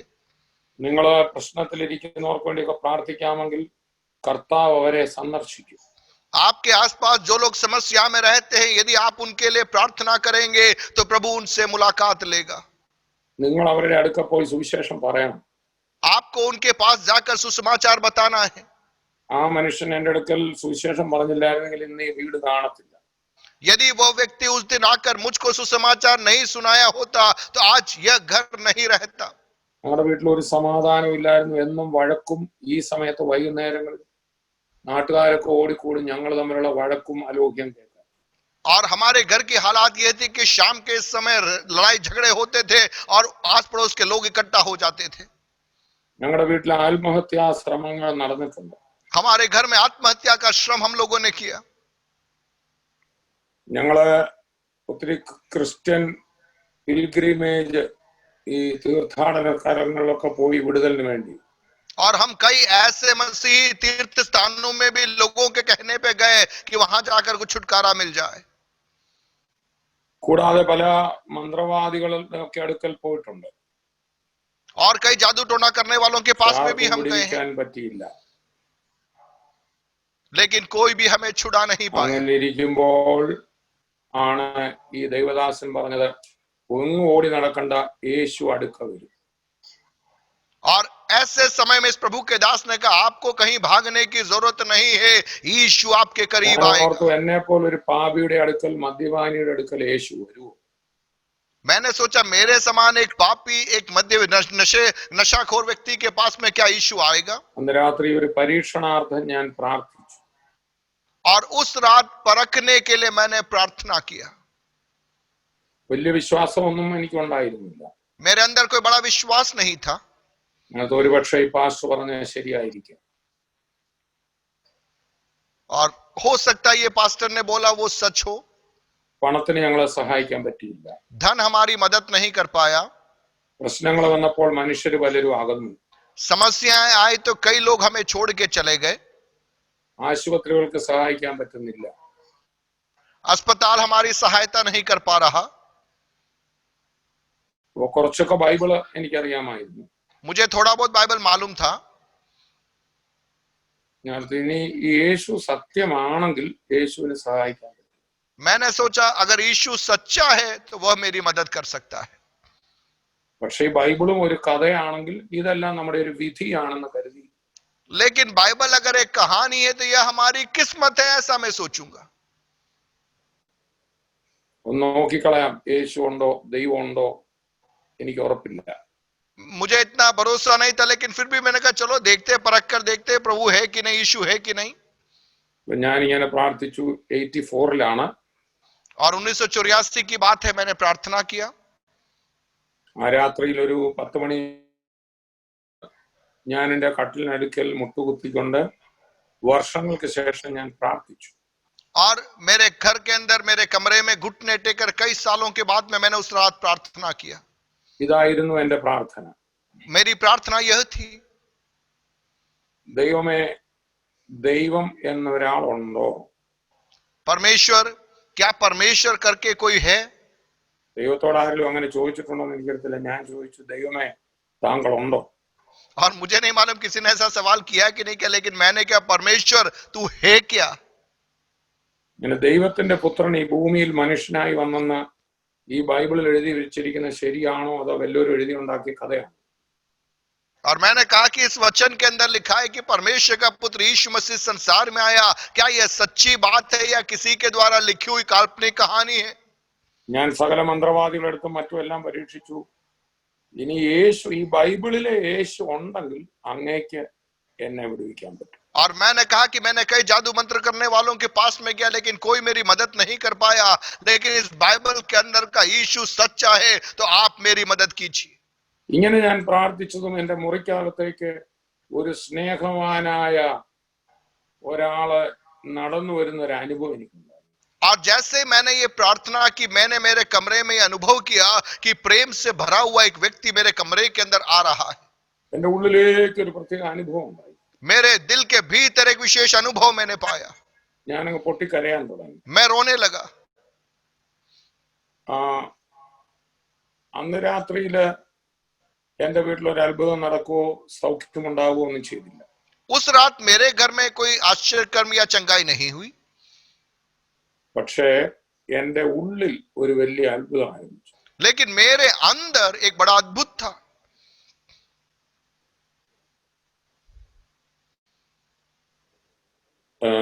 ഞാൻ പറയാറുണ്ട്, ഇതുവരെ കുടിയും വലിയും നിർത്താത്ത ഒരു പാസ്റ്റർ ഇന്ത്യയിലുണ്ടെങ്കിൽ അത് തോമസ് കുട്ടി ബ്രദറാണ്.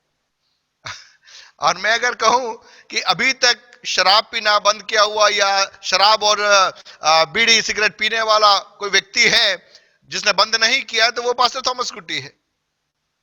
നിർത്താത്ത ഒരു പാസ്റ്റർ ഞാൻ മാത്രമേ. जिसने अभी तक स्वयं बंद नहीं किया, वो पास्टर थॉमस कुट्टी है.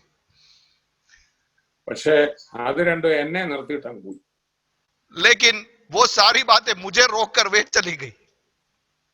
ഒരു ഇരുണ്ട മുറിക്കകത്തോട്ട് വെട്ടം വരുമ്പോ അതിനകത്ത് കിടക്കുന്ന എലിയും എട്ടുകാലിയും എല്ലാം എങ്ങനെ ഓടിപ്പോവോ അതുപോലെ ഇതെല്ലാം എന്നെ വിട്ടു. ഇന്ന് വരെ ഞാൻ കുടി നിർത്തിയിട്ടില്ല.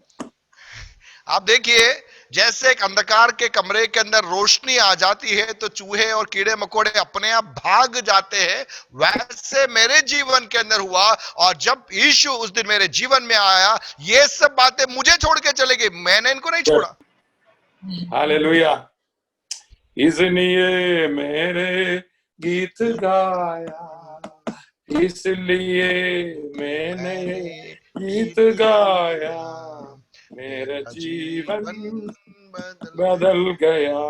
मलयालम में गीत ऐसा है, യേശുവൻ ഉള്ളത്തിൽ വന്ന നാളിൽ, യേശുവൻ ഉള്ളത്തിൽ വന്ന നാളിൽ എന്തു മാറ്റം വന്നു എന്നിൽ തന്നെ ഞാൻ ഉള്ളത്തിൽ ഏറ്റതാലേ, ഓ തന്നെ ഞാൻ ഉള്ളത്തിൽ ഏറ്റതാലേ എന്തു മാറ്റം വന്നു എന്നിൽ.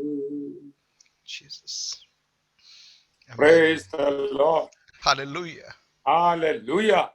Hallelujah. എനിക്ക് ഉണ്ടായ ഒരു അനുഭവം, എന്റെ ഉള്ളിൽ ഭയങ്കര സന്തോഷം. और मेरे जीवन में जो अनुभव हुआ, मेरे भीतर बड़ा आनंद छा गया. പിറ്റേന്ന് എനിക്ക് നോക്കിയിട്ട് എനിക്ക് കുടിക്കാൻ തോന്നുന്നില്ല, വലിക്കാൻ തോന്നുന്നില്ല.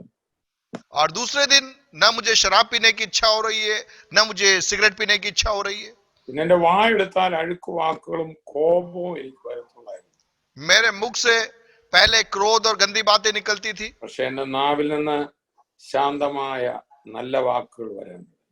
लेकिन मेरे मुख से अच्छे और मनोहर शब्द निकलने लगे. എന്റെ വീട്ടിൽ വേറെ ഒരു സൗഖ്യമോ അത്ഭുതമോ നടന്നു. मेरे घर में कोई चमत्कार नहीं हुआ, कोई छुटकारा उस समय नहीं हुआ, പക്ഷെ ഇവിടെ ഒരു അത്ഭുതം നടന്നു. लेकिन अंदर एक चमत्कार हुआ. പിന്നെ എത്രയോ വർഷങ്ങളായ എടുത്താണ് പല കാര്യങ്ങൾക്കും വിടുതലായി. फिर कई साल लगे कई बातों में छुटकारा मिलने के लिए। മാത്രമല്ല ഇവിടെ ഒരു വലിയ ഉറപ്പുണ്ടായി, എന്റെ ഈ വീട് നശിക്കത്തില്ല, തകരത്തില്ല. मेरे अंदर एक भरोसा आया, मेरा घर बर्बाद नहीं होगा, नष्ट नहीं होगा। That is called the blessed hope. और वह है धन्य आशा। Amen. आमीन। ഇതാണ് മിറക്കിൾ. वह है चमत्कार। ചില ആൾക്കാർ ഞങ്ങളുടെ അടുത്ത് വന്ന് പറയാറുണ്ട്, ബ്രദറെ കടഭാരമാ പ്രാർത്ഥിക്കാൻ പറയും. और कई लोग हमारे पास में आते, हम कर्जे में हैं, हमारे लिए प्रार्थना करना। കടഭാരം, കർച്ചനയിൽ കടഭാരം. और वो कहते बड़ा बोझ है, बड़ा बोझ है।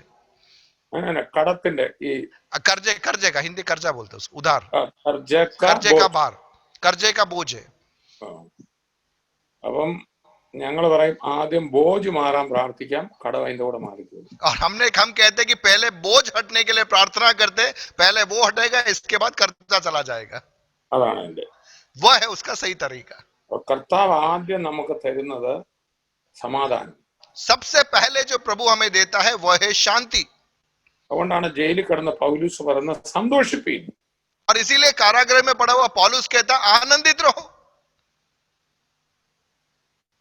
കർത്താവ് ഇന്ന് രാത്രി സന്തോഷം പകരണം എന്ന് ആഗ്രഹിക്കുന്നവരൊക്കെ ഒന്ന് കൈ ഉയർത്തി കാണിച്ചു. और यदि आप चाहते कि आज रात प्रभु अपने आनंद से आपको भर दे, अपने हाथों का आप उठाए।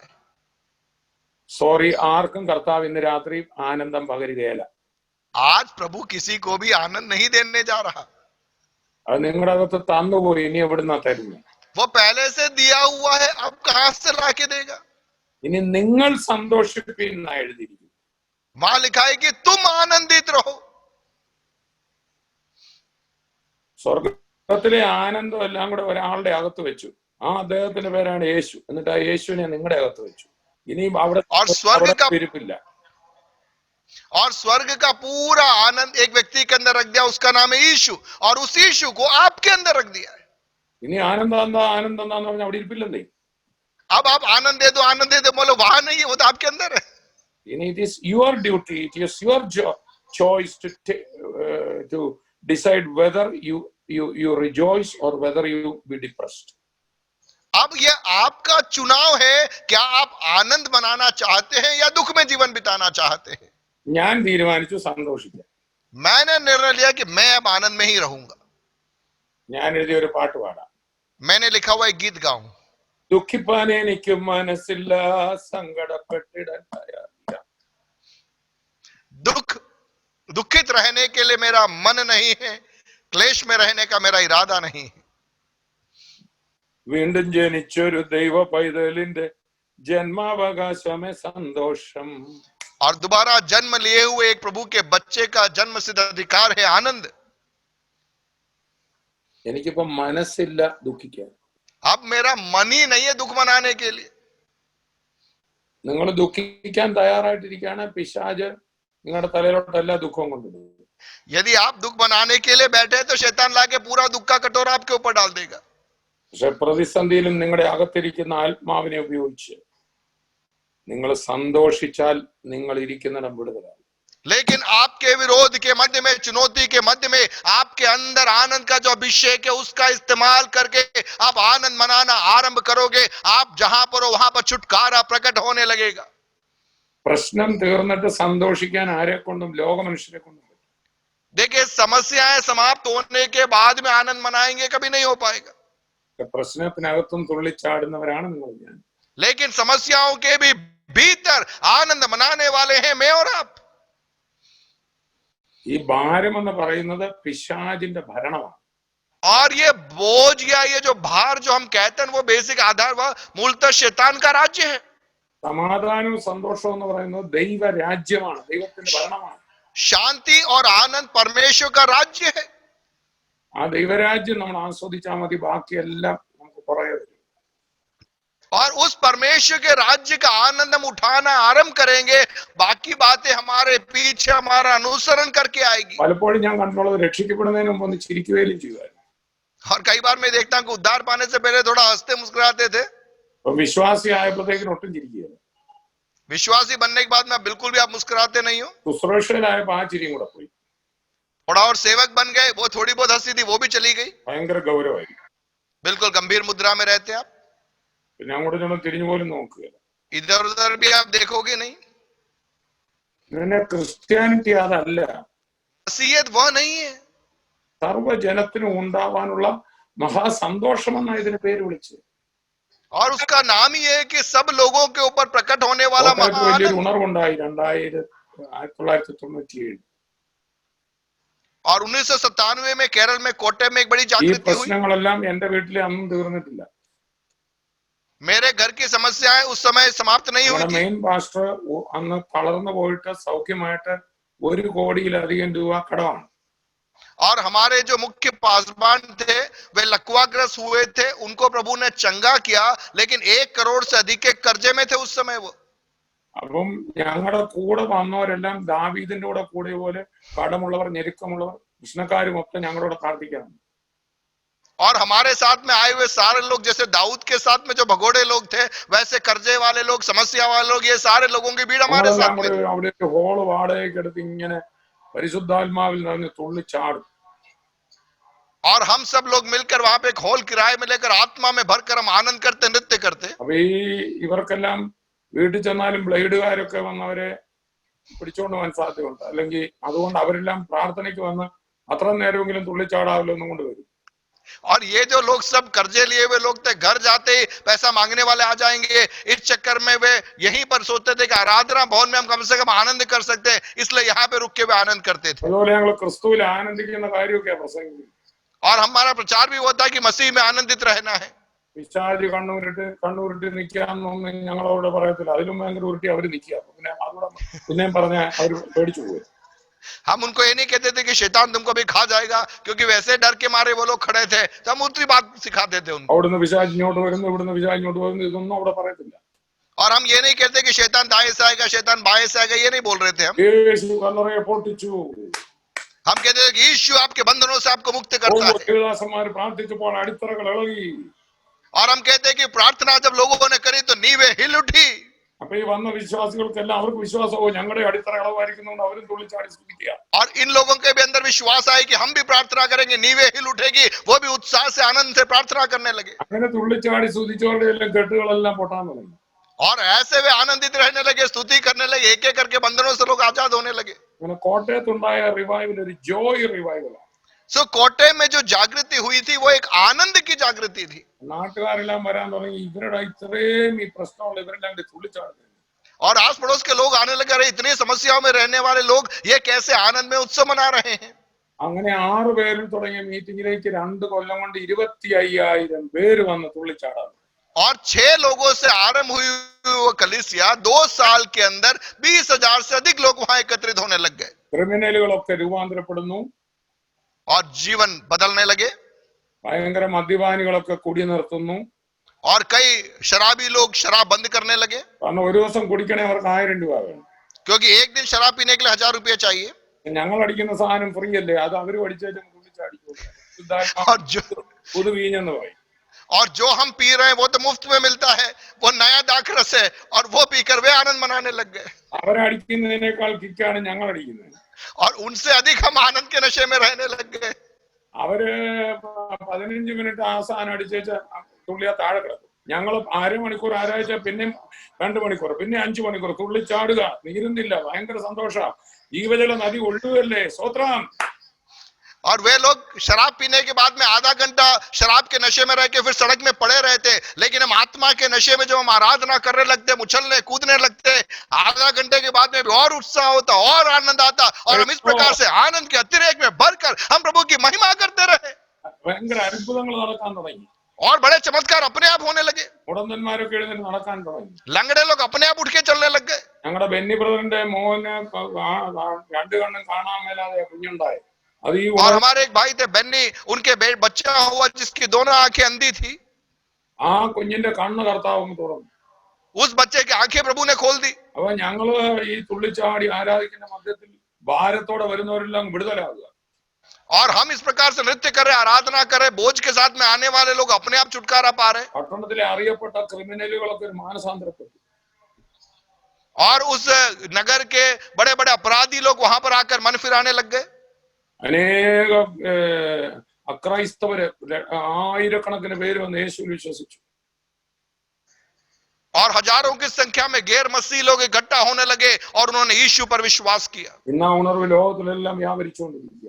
आज वो जागृति पूरे विश्व में फैल रही है.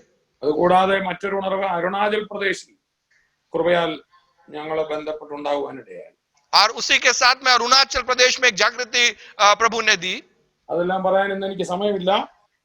आज वो सारी बात बताने का समय नहीं है. എല്ലാവരും സന്തോഷിക്കാമെങ്കിൽ നമ്മുടെ സഭ വളരും. प्रियो, यदि मैं और आप आनंद मनाने लग जाएंगे, हमारी कलीसिया बढ़ने लग जाएगी. സഭയെല്ലാം സീരിയസ് ആയിട്ടിരുന്നാലും നാട്ടുകാർ പറയും ഞങ്ങൾക്ക് ഒന്നാമത് പ്രശ്നം നിങ്ങളുടെ സഭ പിന്നെ അടുത്ത ഈ നിങ്ങളെ പോലെ ഇങ്ങനെ സമാധാനം ഇല്ലാതിരുന്ന എങ്ങനെയാന്ന് അവർ ചോദിക്കും. और यदि हम सब गंभीर मुद्रा में टेंशन तनाव में बने रहेंगे तो बाहर के लोग कहेंगे कि हम तो वैसे ही परेशान है, तुम्हारे हाथ में आगे और हम ज्यादा परेशान हो जाएंगे. ഒന്നാം നൂറ്റാണ്ടിലെ സഭയെ ഒന്ന് നോക്കിയിട്ട് അവസാനിപ്പിക്കാം. और पहली सदी की कलीसिया को जरा हम देखकर बंद करेंगे. അടുത്തിരിക്കുന്ന ആളോട് പറഞ്ഞ് പാസ്റ്റർമാരോട് ആദ്യം പറയുന്നത്, और पहले പാസ്റ്റർ ചിരിക്കാമെങ്കിൽ സഭ മൊത്തം ചിരിക്കും. और सेवक लोग अगर मुस्कुराएंगे, सेवक लोग हंसेंगे, आनंद मनाएंगे तो पूरी मंडली आनंद मनाएगी. ആ പാസ്റ്റർ ചിരിക്കാമെങ്കിൽ പാസ്റ്ററുടെ ഭാര്യ ചിരിക്കും. पास्टर हंसेगा, पास्टर की पत्नी हंसेगी, പാസ്റ്ററുടെ പിള്ളേർ ചിരിക്കും. बच्चे हंसेंगे. പാസ്റ്ററും കുടുംബവും ചിരിച്ചുകൊണ്ട് സമയത്തില്ലെങ്കിൽ വിശ്വാസി മൊത്തം ചിരിക്കും. पास्टर और पास्टर का परिवार बड़े आनंद के साथ में कलीसिया में कदम रखेगा, पूरे विश्वासी आनंद मनाएंगे. ആ വിശ്വാസികളുടെ നാട്ടിലോട്ടൊക്കെ ചിരിക്കുമ്പോൾ നാട്ടിൽ മുഴുവൻ ഉണർവ് വ്യാപരിക്കും. और वे विश्वासी लोग आनंद में रहेंगे तो पूरे नगर में जागृति फैल जाएगी. അവരുടെ എല്ലാം കെട്ടുകൾ പൊട്ടും. और उन सबके बंधन टूटने लग जाएंगे. നമ്മളും പ്രശ്നത്തിൽ കിടക്കുകയായിരിക്കും. പക്ഷെ പ്രശ്നത്തിനകത്ത് കിടന്ന് നമ്മൾ ആത്മാവിൽ അങ്ങോട്ട് സ്തുതിക്കുക. हम भी समस्या में पड़े हुए होंगे, लेकिन उसके मध्य में हम आनंद में, आत्मा में हम आनंद मना रहे हैं. അതാണ് ദൈവരാജ്യം. ഭക്ഷണവും പാനീയവുമല്ല, നീതി സമാധാനവും പരിശുദ്ധാത്മാവിൽ സന്തോഷമത്രേ. और वही है परमेश्वर का राज्य, खाना पीना नहीं है लेकिन पवित्र आत्मा में आनंद और मेल मिलाप है. ഈ ദൈവരാജ്യത്തെ ഒരു നുള്ളെടുത്ത് 5 പറ മാവിനകത്ത് കൊണ്ട് അത് മുഴുവൻ പൊളിച്ചു വരും. और इस परमेश्वर के राज्य का एक टुकड़ा या एक छोटा सा भाग लेकर एक मैदे के अंदर यदि आटे में मिला दिया जाए तो वो पूरा आटा खमीर युक्त हो जाएगा. ഹല്ലേലൂയ. हालेलुया. നല്ല സന്തോഷമുള്ള ദൈവരാജ്യം ഇത്. और इस परमेश्वर के इस राज्य में बड़ा आनंद है. നമ്മളെ കണ്ടാൽ ഒരു സന്തോഷം ഇല്ലെങ്കിൽ നാട്ടുകാർ പറയേണ്ട പോലെ ഞങ്ങൾ തന്നെ ടെൻഷനില്ല എന്ന് പറയും. यदि हमारे अंदर आनंद नहीं है तो अड़ोस पड़ोस के लोग कहेंगे यार तुम तो इतने टेंशन में वहां क्या आना है. നമുക്ക് ആ ഒന്നാം നൂറ്റാണ്ടിലെ സഭയുടെ മുഖമുദ്ര ഒന്ന് നോക്കാം. पहली सदी की कलीसिया का मुख्य चित्र हम जरा देखें എന്നിട്ട് നമുക്ക് അവസാനിപ്പിക്കാം. और हम बंद करेंगे. അപ്പോസ്തല പ്രവൃത്തി प्रेरितों के कार्य 2:46-47 2:46 और 47. ഏത് സഭയാ വളരുന്നതെന്ന് നമുക്ക് നോക്കാം. हम जरा देखें कि कौन सी कलीसिया बढ़ रही है, कौन सी कलीसिया में प्रभु लोगों को भेजता है. जरा हम देखें. നമ്മളൊന്ന് ഫ്രീ ആയി നമ്മൾ ആത്മാവിൽ സന്തോഷിച്ചാൽ മതി, വലിയ ഉണർവുണ്ടാവും. हम आत्मा में आनंद मनाना चालू करें, स्वतंत्र होना चालू करें, एक बड़ी जागृति आ जाएगी. എന്ന് പറയുന്ന ഉണർവിന് വേണ്ടി ഇങ്ങനെ ഭയങ്കരമായിട്ട് കരയാൻ പറയുന്നത്. പക്ഷെ ഞാൻ കാണുന്നത് തുള്ളിച്ചാടുന്ന ഉണർവുണ്ടാവും. और कुछ लोग कहते हैं कि आंसू बहाए, लेकिन मैं कहता हूं कि आप आनंद, लेकिन हमारे अंदर का आनंद यह दुनिया देखना है. വരുമെന്ന് പറയണം നിങ്ങൾക്കൊരു വലിയ മാറ്റം ഉണ്ടെന്ന്. और वो कहना है कि लोग आके कहना है कि तुम्हारे अंदर बड़ा बदलाव है. നമ്മൾ വിശ്വാസികളാണെന്ന് പറഞ്ഞ് അവരോട് മിണ്ടുകയില്ല. ഞങ്ങൾ സ്വർഗത്തിൽ പോവാ നിങ്ങൾ നരകത്തിൽ പോവാന്ന് പറഞ്ഞ് നടന്നാ പിന്നെ അവരെങ്ങനെ രക്ഷിക്കും? और हम कई बार कहते हैं कि हम विश्वासी, हम किसी से बात नहीं कहते और हम कहते हैं हम स्वर्ग जा रहे हैं, दूसरे लोग नरक में जा रहे हैं, तो कैसे बचेंगे? നമ്മളെ കാണുമ്പോൾ അവർ ചോദിക്കണേ എന്താണ് നിങ്ങളിലെ ഈ സന്തോഷം? और हमसे जब लोग मिलते वो कहना चाहिए कि तुम्हारे अंदर का ये आनंद क्या है. തകരുന്ന കപ്പലിൽ പ്രശ്നം അനുഭവിക്കുന്ന പൗലോസ് മറ്റുള്ളവരോട് പറഞ്ഞു നിങ്ങൾ ധൈര്യത്തോടിരിപ്പീൻ. आप देखिए तूफान में भरे हुए, तूफान में फंसे हुए उस नाव के अंदर जो डूबने की स्थिति में था, वहां पर पौलुस खड़ा होकर कहता है तुम दृढ़ता के साथ में खड़े रहो. കാരണം തന്റെ ഉള്ളിൽ ദൈവരാജ്യമുണ്ട്. क्योंकि उसके अंदर परमेश्वर का राज्य है. He is not controlled by the circumstances. He is और वो controlled by परिस्थितियों के द्वारा नियंत्रित नहीं है. is in the kingdom of God. वह परमेश्वर के राज्य में है। കൊലോസ്യർ 1:13 പറയുന്നു നമ്മൾ ദൈവരാജ്യത്തിലാക്കി വെച്ചിരിക്കുക ഇപ്പൊ. और कुलुस्सियों 1:13 में हम देखते हैं कि हमें परमेश्वर के राज्य में रखा गया है। Surely there is a future aspect of the kingdom of God where Jesus will come down and reign the world for 1,000 years. और निसंदेह एक उसका एक भविष्य आयाम है जहां पर यीशु आएगा और 1000 साल वो राज्य करेगा। But right now the kingdom of God, the king is reigning in you and me, and when the king is reigning in us, we will be rejoicing and dancing. लेकिन अभी वर्तमान में वह राजा हमारे अंदर प्रभुता रहा है, और चूंकि राजा हमारे अंदर प्रभुता कर रहा है, इसलिए हम आनंद मनाएंगे, हम स्तुति करेंगे। അത് പുളിപ്പ് പോലെയാണ്, അത് और वह उस खमीर के समान है, സമൂഹത്തിലേക്ക് അത് പരക്കും, और वह समूह में फैलता है। हालेलुया। Acts chapter 2:3 प्रेरितों के कार्य 2 अध्याय उसका 46। वे प्रतिदिन एक मन होकर मंदिर में इकट्ठे होते थे और घर घर रोटी तोड़ते हुए आनंद और मन की सीधाई से भोजन किया करते थे। Their fellowship was, it was just like a feast. और देखिए उनकी संगति एक बड़ी जेवनार्थी आनंद मनाने का समय था। മുടിയനായ പുത്രൻ മടങ്ങി വന്നപ്പോ അപ്പം പറഞ്ഞ ആനന്ദിച്ച് കീബോർഡുകാരനെയൊക്കെ ഒന്ന് വിളിച്ചേക്കും, let us rejoice. और वो उड़ाऊ पुत्र जब वापस अपने घर आता है, तब जो बात वहां पर उसका पिता कहता है कि मेरा पुत्र जो मर गया था वो वापस आ गया है, आइए हम आनंद मनाएं, कीबोर्ड वाले को बुलाओ, गीत गाए, सब मिलकर आनंद मनाएं। ചേട്ടന്റെ മുഖം എല്ലാം വീർത്തു വന്നു, പുള്ളി അതിനകത്ത് സഹകരിക്കാൻ ഇഷ്ടമില്ല। और भाई का मुंह थोड़ा वो गंभीर हो गया क्योंकि वो उसमें आनंद नहीं मना पा रहा था। നമ്മള് വലിയേട്ടൻ മനോഭാവമൊക്കെ വെടിഞ്ഞിട്ട് പിള്ളേരുടെ കൂടെ തുള്ളി ചാടണം।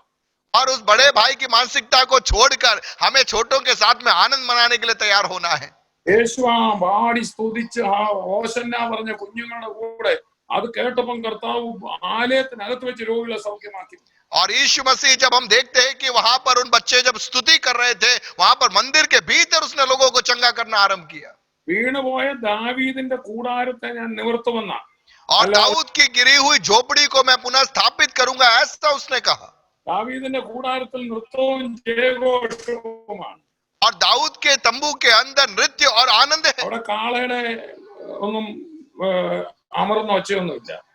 और वहां पर जानवरों की आवाज, रमाने की आवाज नहीं है। അവിടെ വലിയ ജോയ് ആണ്, वहां बड़ा आनंद है। ആ റിജോയ്സ് ചെയ്യുന്നിടത്ത് കർത്താവ് ഇറങ്ങി നിൽക്കും।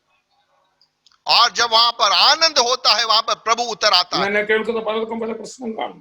मुझे सुनने वालों के कई समस्या आपके जीवन में होगी। അതിന്റെ ഭാരം വിടാമെങ്കിൽ തന്നെ വിടുതൽ തുടങ്ങും। आप उस बोझ को छोड़ दोगे, आपके जीवन में छुटकारा आरंभ हो जाएगा। ഇത്രയും നാളും പ്രാർത്ഥിച്ചിട്ട് എന്റെ രോഗം മാറിയില്ലല്ലോ എന്ന് പറയാതെ ഇത്രയൊക്കെ എനിക്ക് ശക്തി തന്നല്ലോ എന്ന് പറഞ്ഞ് കർത്താവിനെ ഒന്ന് സ്തുതിച്ച്, अभी तक प्रार्थना की, मुझे छुटकारा नहीं मिला, ऐसा बोलना बंद करके प्रभु ने यहां तक मुझे चलाया, यहां तक मेरी मदद की, ऐसा कहकर आप प्रभु की आराधना करना आरंभ करें। കർത്താവേ ഞാൻ ഒന്നുമില്ലെങ്കിലും വെന്റിലേറ്ററിൽ അല്ലല്ലോ, प्रभु मैं वेंटिलेटर में आज नहीं हूं, ये बोलकर आप प्रभु की आराधना करना आरंभ कीजिए। എനിക്കിന്ന് കഴിക്കാന് ഒരു റൊട്ടിയും ഒരു പ്യാജും ആണെങ്കിലും തന്നല്ലോ। प्रभु खाने के लिए एक रोटी और प्याज आपने मुझे दी है, उसके लिए धन्यवाद। हालेलुया, हालेलुया, हालेलुया, हालेलुया, जोर से बोलिए हालेलुया, हालेलुया, ऊंची आवाज में हालेलुया। तालियां बजा के प्रभु की आराधना करना आरंभ कीजिए सभी लोग। Rejoice. आनंदित हो जाइए, आनंदित हो जाइए। Kingdom of God എല്ലാ വീട്ടിലും വരട്ടെ। परमेश्वर का राज्य हर एक घरों में आने पाए। റഹബോത്ത് മിനിസ്ട്രിക്കകത്ത് Kingdom of God ഇറങ്ങി ആവസിക്കട്ടെ। रहबोत की मंडली में हर एक परिवारों में परमेश्वर का राज उतर आने पाए। हर एक परिवारों में आनंद की घोषणा हम करते हैं। സന്തോഷത്തോടെ സ്തുതിക്കുമ്പോൾ രോഗമൊക്കെ വിട്ടുമാറും। आइए तालियां बजाकर आराधना कीजिए। जब आप खुशी से आराधना करेंगे, बीमारी अपने आप चंगी हो जाएगी। ഹൃദയത്തിലൊരു നന്ദിയൊക്കെ വരട്ടെ। आपके अंदर एक धन्यवादी मन आने पाए। ആ പരാതിയും വെറുപ്പൊക്കെ ഒന്ന് മാറട്ടെ। और वो कुड़कुड़ाने की आदत, शिकायत करने की आदत जरा जाने पाए। പരാതിയും വെറുപ്പും വരുമ്പം പിശാചിന്റെ വാക്കാണ്, കിങ്ഡം ഓഫ് സൈറ്റൻ ആണത്। और जब आप कुड़कुड़ाने लगते हैं, अंदर कड़वाहट आती है, वहां पे शैतान का राज्य प्रभुता करता है। നന്ദിയും തൃപ്തിയും സ്തുതിയും എല്ലാം ഉള്ളിടത്ത് ദൈവത്തിന്റെ വാഴ്ചയാണ്। लेकिन जहां पर स्तुति है, जहां पर धन्यवाद है, वहां पर परमेश्वर की प्रभुता होने लग जाती है। तालियां बजाकर आत्मा में आराधना करें सभी लोग। बड़े घरों में नृत्य के साथ में, आनंद के साथ में, खुशी के साथ में प्रभु की महिमा करना आरंभ करें। हालेलुया। എന്റെ വീട്ടിൽ പ്രശ്നങ്ങളുള്ളപ്പം ചെല്ല് പ്രസംഗിച്ചു, നീ ഇനിയും കരയണോ? और मेरे घर में ये सारी समस्याएं थी, परेशानियां थी, एक के बाद कईयों ने कहा कि अब तू और आंसू बहाना। കരഞ്ഞു കരഞ്ഞ് നമ്മുടെ കണ്ണുനീര് പറ്റി നിൽക്കുക. और आंसू बहा बहा के आंसू सूख चुके हैं। ചില ദേവദാസന്മാര് പറഞ്ഞു പരിശുദ്ധാത്മാവിനെ തന്നു കരയാനല്ല നൃത്തം ചെയ്യാൻ. लेकिन कुछ प्रभु के दासों ने आकर हमें सिखाया कि जो पवित्र आत्मा तुम्हें दिया है, अब विलाप करने के लिए नहीं, लेकिन नृत्य करने के लिए, आनंद मनाने के लिए दिया है। 4 രോഗികൾ കിടക്കുന്ന മുറിയിലൂടെ വെളുപ്പിനെ 3-നൊക്കെ ഞാൻ പ്രാർത്ഥിക്കാൻ എഴുന്നേറ്റ് ഇങ്ങനെ തുള്ളിച്ചാടി ഒരു കാലം തരതാൽ ഇങ്ങനെ സ്തുതിച്ചോണ്ട് നടക്കും. പിശാചിന്റെ തലക്കിട്ടാ ചവിട്ടുന്നത്. और जब मेरे घर में एक तरफ लोग बीमारी में पड़े हुए हैं, लेकिन मैं दूसरी तरफ में जब आनंद मनाकर, ताली बजाकर, आत्मा में जब मैं वहां से निकलता हूं, क्या हो रहा? मैं शैतान के सिर के ऊपर अपने पैरों को रख रहा हूं। സമാധാനത്തിന്റെ ദൈവം നിങ്ങളുടെ കാൽക്കീഴെ സാത്താനെ ചതിക്കും. നമ്മുടെ മനസ്സിൽ സമാധാനം ഉണ്ടെങ്കിൽ സാത്താൻ നമ്മുടെ കാൽക്കീഴിലാവും. शांति का परमेश्वर शीघ्र ही शैतान को तुम्हारे पैरों तले कुचलवा देगा। यदि मेरे और आपके मन के अंदर शांति है, तो शैतान हमारे पैरों के नीचे है। നിങ്ങൾ ചിരിക്കുമ്പോൾ, നിങ്ങൾ സന്തോഷിക്കുമ്പോൾ പിശാച് കാൽക്കീഴിലാണ്. आप जब आनंदित होते हैं, आप जब खुशी मनाते हैं, शैतान आपके पैरों के नीचे है। എല്ലാവരും സംതൃപ്തിയോടെ കർത്താവിനെ സ്തുതിച്ചേ. आइए संतुष्टि के साथ में सभी लोग आनंद मनाना आरंभ कीजिए, प्रभु को धन्यवाद देना आरंभ कीजिए, प्रभु की स्तुति करना आरंभ कीजिए। ആ വാക്യം വായിച്ച് അവസാനിപ്പിക്കാം. അവർ ഒരുമനപ്പെട്ട് ദൈവാലയത്തിൽ കൂടി വരികയും വീട്ടിൽ അപ്പം നുറുക്കിക്കൊണ്ട് ഉല്ലാസവും ഹൃദയപരമാർദ്ദയം കൊണ്ട് ഭക്ഷണം കഴിക്കുകയും ദൈവത്തെ സ്തുതിക്കുകയും സകല ജനത്തിന്റെ കൃപ അനുഭവിക്കുകയും ചെയ്തു. കർത്താവ് രക്ഷിക്കപ്പെടുന്നവരെ ദിനം പ്രതി ആ സഭയോട് ചേർത്തത്. वहां लिखा है कि वे प्रतिदिन एक मन होकर मंदिर में इकट्ठे होते थे और घर घर रोटी तोड़ते हुए आनंद और मन की सीधाई से भोजन किया करते थे और परमेश्वर की स्तुति करते थे, और सब लोग उनसे प्रसन्न थे, और जो उद्धार पाते थे उनको प्रभु प्रतिदिन उनमें मिला देता था। സന്തോഷിക്കുന്ന ജനത്തോടാണ് കർത്താവ് ആത്മാക്കളെ തരാൻ പോകുന്നത്. देखिए, जो आनंद के साथ में रहते हैं, उनके साथ में प्रभु लोगों को अपने आप मिला देता है। യേശു ഉയർത്തെഴുന്നേറ്റ ശേഷം ആദ്യം പറഞ്ഞ വാക്ക് ഏതാണ്? और यीशु मसीह जी उठने के बाद में सबसे पहला यीशु ने क्या बोला? നീ കരയുന്നത് നോ മോർ ക്രൈ. तू क्यों रो रही है? अब मत रोना। Second question. दूसरा प्रश्न, യേശു കാൽവരി ക്രൂശിൽ ഒടുവിൽ ചെയ്തത് എന്താണ്? और यीशु मसीह ने कलवरी क्रूस पर सबसे आखिर में क्या किया?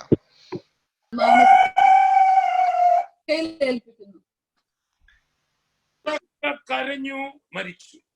और जोर से वो रोया, चिल्लाया और प्राण छोड़ दिया। നിന്റെ കരച്ചിലും നിന്റെ കരച്ചിലും നിന്റെ കരച്ചിലും നിന്റെ കരച്ചിലും നിന്റെ വേദന നിന്റെ കണ്ണുനീരും അവൻ ഏറ്റെടുത്തു.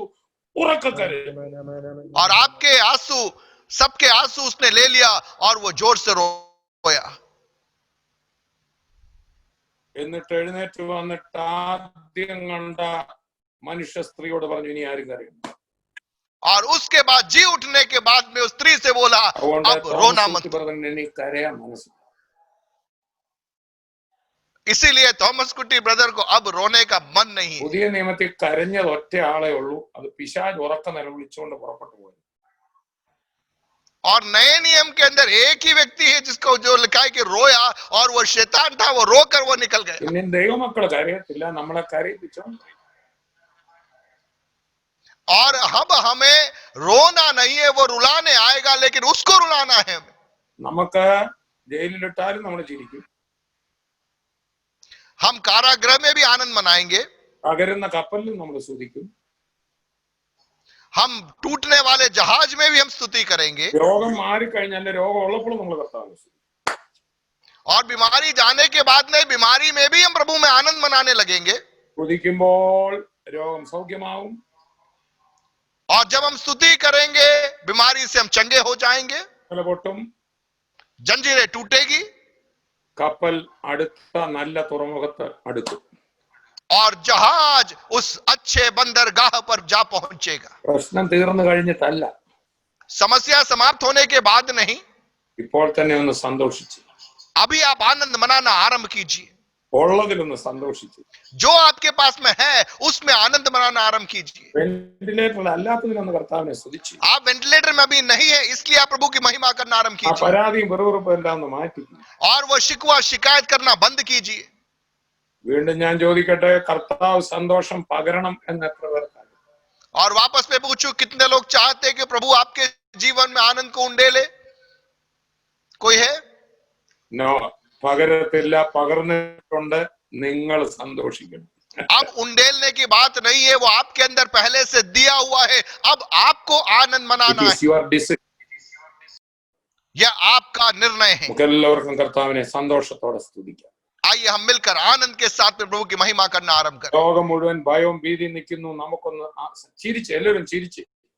संसार भय में है, आतंक में है, क्या हम मुस्कुरा सकते हैं? मैं चाहूंगा सभी लोग जरा आनंद कीजिए, हंसिए. സന്തോഷമുള്ളടത്ത് ചിരി വരും. और यदि आपके अंदर आनंद है, आप मुंह खोल के हंसोगे, आपके दांत दिखाई देंगे. സന്തോഷിച്ച് ആനന്ദിച്ച് സ്തുതിച്ച്. सभी लोग थोड़ा आनंद मनाइए. आप समस्या में है, जीवन परेशान है, लेकिन आप आनंद मनाइए. चुनिए, आनंद का चुनाव कीजिए. तालियां बजाकर ऊंची आवाज में प्रभु की महिमा करना आरंभ कीजिए. എല്ലാ ഭാരവും വിട്ടൊന്ന് സ്തുതിച്ച്. सारा बोझ हटाकर आप प्रभु की स्तुति करना आरंभ कीजिए. ഭാരപ്പെട്ടവനെല്ലാം കർത്താവിനോടൊന്ന് ക്ഷമ ചോദിച്ച്. और जिन जिन बातों के लिए आप व्याकुल हुए थे, उन बातों के लिए प्रभु से क्षमा मांगिए. കർത്താവേ ക്ഷമിക്കണേ, ഞാൻ ഭാരപ്പെട്ടത് ക്ഷമിക്കണേ. कहिए, प्रभु मुझे क्षमा कीजिए, मैं फालतू में परेशान हुआ था. എന്നെ കർത്താവ് രക്ഷിച്ചതിനായി സ്തോത്രം. प्रभु आपने मुझे छुड़ाया, उसके लिए धन्यवाद. എന്റെ എല്ലാ കാര്യങ്ങളും അങ്ങ് അറിയുന്നതിനായി, आप जानते हैं उसके लिए धन्यवाद. आनंद कीजिए. आत्मा मैंने भाषा में बातचीत कीजिए. ഓ, നിങ്ങൾ സന്തോഷിക്കുമ്പോൾ രാജസ്ഥാനിൽ വലിയ ദൈവപ്രവൃത്തി നടക്കുകയാണ്. जब आप आनंद करोगे, राजस्थान में प्रभु का एक बड़ा कार्य प्रकट हो रहा है. നിങ്ങളുടെ ഉള്ളിൽ നിന്ന് റിവൈവൽ നദികൾ ഒഴുകട്ടെ. आपके अंदर से जागृति की नदियां फूट निकलने पाए. ഒരു ആനന്ദ നദി ഒഴുകട്ടെ. एक आनंद की नदी बहने पाए. നിങ്ങളുടെ വീട്ടിൽ വലിയ ആനന്ദം ഉണ്ടാകട്ടെ. आपके घर में बड़ा आनंद आने पाए. ആനന്ദ തൈലം കൊണ്ട് കർത്താവ് നിങ്ങളെ നിറച്ചിരിക്കുക. आनंद के तेल से प्रभु ने आपको भरा है. ഓ കർത്താവേ, കർത്താവേ ഞാൻ പ്രാർത്ഥിക്കുന്നു. प्रभु मैं प्रार्थना करता हूँ, ദൈവരാജ്യം ഭക്ഷണവും പാനീയമല്ല, സമാധാനവും സന്തോഷവും. परमेश्वर का राज्य खाना पीना नहीं है, लेकिन वो शांति है, मेल मिलाप है, आनंद है. അത് ഞങ്ങളുടെ ഉള്ളിൽ തന്നിരിക്കാൻ സ്തോത്രം. आपने वो हमारे अंदर दे दिया है, उसके लिए धन्यवाद. We rejoice in you, Lord. प्रभु जी, हम आप में आनंदित होते हैं. ആനന്ദിക്കുമ്പോൾ ദുഷ്ടന്റെ തല തകരുകയാണല്ലോ കർത്താവേ. प्रभु जी, जब हम आनंदित होते हैं, शैतान का सिर कुचलता है. എല്ലാ ഭാരത്തിന്റെ ആത്മാവിനെ ഞാൻ ശാസിക്കുന്നു. हर प्रकार के बोझ डालने वाली दुष्ट आत्मा को यीशु के नाम से मैं खदेड़ता हूं. യേശുവേ, നീ വന്നത് വിഷണ്ണ മനസ്സിന് പകരം സ്തുതി എന്ന മേലാട കൊടുക്കാനാണ്. और यीशु तू इसीलिए आया कि हमारे बोझ को हटाकर स्तुति रूपी बलिदान से हमें भरने के लिए. ഹല്ലേലൂയ. വിഷണ്ണ മനസ്സിന് പകരം ആനന്ദ തൈലം പകരാനാണല്ലോ. और बेचैन मन को हटाकर आनंद का तेल उंडेलने के लिए तू आया. ദുഃഖിതന്മാരെയൊക്കെ ആശ്വസിപ്പിക്കുവാനാണല്ലോ. और शोकित लोगों को तसल्ली देने के लिए आप आए. ഹൃദയം തകർന്നവരെ മുറികെട്ടുവാനാണല്ലോ. और टूटे हुए हृदय वालों को, उनके घावों को भरने के लिए आप आए. ഇപ്പോൾ തന്നെ ഹൃദയത്തിന്റെ ഭാരങ്ങൾ മാറിപ്പോകട്ടെ. अभी इसी समय हृदय के अंदर से वे बोझ चले जाने पाए. യേശുവിന്റെ നാമത്തിൽ ഭാരങ്ങൾ വിട്ടുമാറട്ടെ. यीशु मसीह के नाम से उन बोझों से आजादी मिलने पाए. യേശുവിന്റെ നാമത്തിൽ ആകുലങ്ങൾ, നാളെ കുറിച്ചുള്ള ഭാരങ്ങൾ യേശുവിന്റെ നാമത്തിൽ വിട്ടുപോകട്ടെ. यीशु मसीह के नाम से कल के प्रति जो चिंताएं हैं, व्याकुलता है, वो छोड़ने पाए. വർഷങ്ങളായ തലവേദന, ചികിത്സിച്ചിട്ട് മാറാത്ത തലവേദന, ഇന്ന് നിങ്ങൾ കർത്താവിൽ ഒന്ന് സ്തുതിച്ച് ഫ്രീ ആയി ഇപ്പോൾ തന്നെ സൗഖ്യമാകുക.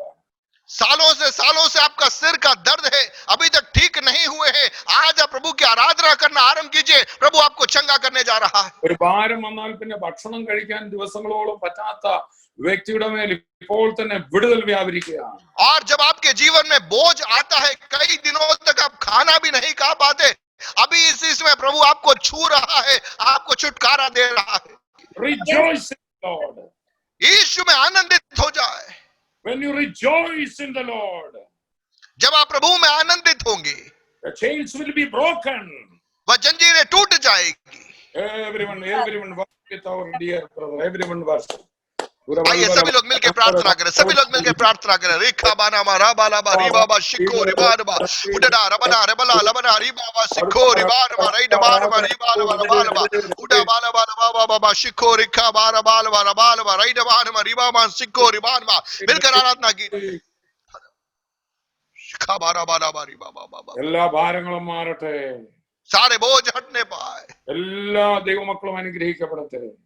हर एक के ऊपर वो आपके आशीष की घोषणा करते हैं। പാസ്റ്റർ സന്തോഷിനായി കുടുംബത്തിനായി സ്തോത്രം. Thank you Jesus. प्रभु के दास के लिए, परिवार के लिए പാസ്റ്റർ धन्यवाद। വർഗീസിനും ആ ഫാമിലിയെ മുഴുവൻ ഓർത്ത് സ്തോത്രം ചെയ്യുന്നു. पास्टर के वर्गीस और उनके परिवार के लिए प्रभु आपको हम धन्यवाद देते हैं। ഒക്കെ കൂടിയിരിക്കുന്ന എല്ലാ സൗരസ്വരന്മാർക്കായി സ്തോത്രം. जितने लोग आज जुड़े हर एक को हम दिल से धन्यवाद देते हैं। വലിയ ആനന്ദം എല്ലാവർക്കും ഉണ്ടാകട്ടെ. एक बड़ा आनंद हर एक के ऊपर आने ഈ पाए, പ്രതിസന്ധി കാലഘട്ടത്തിൽ അവർ തുള്ളിച്ചാടട്ടെ. और विपरीत परिस्थितियों में भी वे आनंद मनाने पाए। ഈ സന്തോഷത്തിന്റെ ദൈവരാജ്യം ഒരു പുളിപ്പ് പോലെ, ഈസ്റ്റ് പോലെ ഇവരിൽ നിന്ന് വർദ്ധിച്ച് സഭ വളരട്ടെ. और यह आनंद का राज्य एक खमीर के समान इनके द्वारा अन्य स्थानों में फैलने पाए और कलीसिया में अभिवृद्धि होने पाए। അവയിൽ വലിയ നിറഞ്ഞ് കവിയുന്ന അനുഭവം ഉണ്ടാകട്ടെ. एक बड़ा उमड़ता हुआ अनुभव हर एक के जीवन में आने पाए। രാജസ്ഥാൻ വലിയ ഉണർവുണ്ടാകട്ടെ. राजस्थान में एक बड़ी जागृति आने पाए। ഹോൾ ഭാരതത്തിൽ വലിയ റിവൈവൽ ഉണ്ടാകട്ടെ. पूरे भारत में एक बड़ी जागृति आने पाए। ഇന്ത്യ മുഴുവൻ ജനങ്ങൾ തുള്ളിച്ചാടട്ടെ. भारत में लोग नृत्य करने पाए, आनंद करने पाए। ലോകം മുഴുവൻ ജനങ്ങൾ യേശുവിന്റെ സന്തോഷത്തിൽ തുള്ളിച്ചാടട്ടെ. लोग यीशु में आनंदित होने पाए। ഓ, നിന്റെ കരങ്ങളിൽ ഏൽപ്പിക്കുന്നു കർത്താവേ. प्रभु जी आपके हाथों में सौंपते हैं। പ്രാർത്ഥന കേട്ടതിനായി നന്ദി. प्रार्थना सुना उसके लिए धन्यवाद। യേശുവിൻ നാമത്തിൽ തന്നെ. यीशु के नाम में Amen. मांगते हैं। God आमीन। bless you all. प्रभु आपको ഇന്നെന്റെ आशीष വീട് दे। ഒരു സ്വർഗമാണ്. आज मेरा घर एक स्वर्ग है। ഓരോരുത്തരും മുറി തളർന്നു കിടക്കുമ്പോൾ ഇതിനകത്തോടെ തുള്ളിച്ചാടി ഞാൻ ആരാധിക്കുക. कैसे हुआ? जब लोग बीमार पड़े थे अलग अलग कमरों में, मैं नृत्य कर रहा था, मैं प्रभु की महिमा आराधना कर रहा था। ഈ വിശ്വാസികൾക്ക് പലരുടെ ഉള്ളിൽ പരാതിയാണ്. आज कई विश्वासियों के अंदर शिकवा शिकायतें भरी हुई है। ലഭിച്ചതെല്ലാം അവർ മറന്നു. जो आपने पाया वो आप भूल गए। അവരുടെ മേത്ത് പിശാചി കയറും. उनके ऊपर दुष्ट आत्मा आ गई। പിന്നെ ചിരിക്കാൻ പറ്റുകയില്ല. फिर वे मुस्कुरा नहीं सकते। നാ ഉള്ളതിൽ സന്തോഷിച്ച് തൃപ്തിപ്പെട്ട് സ്തുതിച്ചാൽ जो आपके पास में है उसमें संतुष्ट रहकर स्तुति करना आरंभ कीजिए। ഒരു പിശാചും കയറുക. कोई शैतान आपके जीवन में नहीं आएगा। ഹല്ലേലൂയ. हालेलुया। ഒരു റൊട്ടിയെ ഉള്ളതിലും നല്ല തുള്ളിച്ചാടി സ്തുതിക്കും. एक रोटी आपके पास में, लेकिन बिल्कुल संतुष्ट होकर नृत्य करके आनंद कीजिए घर में। റൊട്ടി ഇല്ലെങ്കിൽ പ്രാർത്ഥിച്ച് ഒരു ഗ്ലാസ് വെള്ളം കുടിച്ചോ. रोटी नहीं है तो प्रार्थना करके एक गिलास पानी पी लीजिए। നമ്മള് ഭക്ഷണം കഴിച്ചില്ലേ നമുക്കൊന്നും പറ്റിയില്ല, നമ്മുടെ വാ കീറിയ ദൈവത്തിനാണ് കാണുന്നത്. और यदि हमने खाना नहीं खाया तो कोई दिक्कत नहीं, जिस प्रभु ने हमें मुंह दिया उस प्रभु की स्तुति करते रहिए आप। എന്റെ പിള്ളേരുടെ കാര്യം ശരിയായില്ലെങ്കിൽ ആർക്കാണ് കേട്? मेरे बच्चों का सही जीवन सही नहीं हुआ तो किसकी नाम धराई? वो प्रभु के लिए है वो। ആമേൻ. ഇങ്ങനെ ഞാൻ ജീവിച്ചുകൊണ്ടിരിക്കുകയാണ്. आमीन। मैं इस प्रकार से जीवन को व्यतीत कर रहा हूं। എന്റെ കർത്താവിന് എന്നെ ഇച്ചിരി പേടിയുണ്ട്. प्रभु मानो मुझसे थोड़ा डरता है। ഞാൻ ടെൻഷൻ പിടിക്കുകയില്ല. मैं तनाव में नहीं आता हूं। പ്രശ്നം വരുമ്പോ അങ്ങോട്ട് ഇട്ടേച്ച് ഞാൻ കിടന്ന് ഒറ്റ ഉറക്കം ഉറങ്ങും. और जब समस्या आती है तो मैं ध्यान ही नहीं देता और मैं दूसरी ओर सिर फेर के सो जाता हूं। കർത്താവിന് പിന്നെ ഇരിക്കാനൊക്കത്തില്ല. प्रभु फिर बैठ नहीं पाता। എല്ലാവരും നന്നായിട്ട് ഉറങ്ങണം. सब आराम से सोना।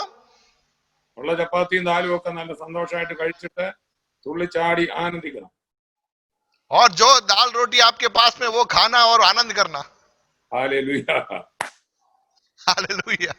Bless you all. Thank you. This is Thank the you, Pastor. Christianity which I know. Pastor, can you just repeat it? I This missed is it. the Christianity which I preach. और यह वह मसीहत है जिसका मैं प्रचार करता हूं। I never preach a dharmic dharam Christianity or a religion. मैं एक धर्म का प्रचार या आडंबर का प्रचार नहीं करता.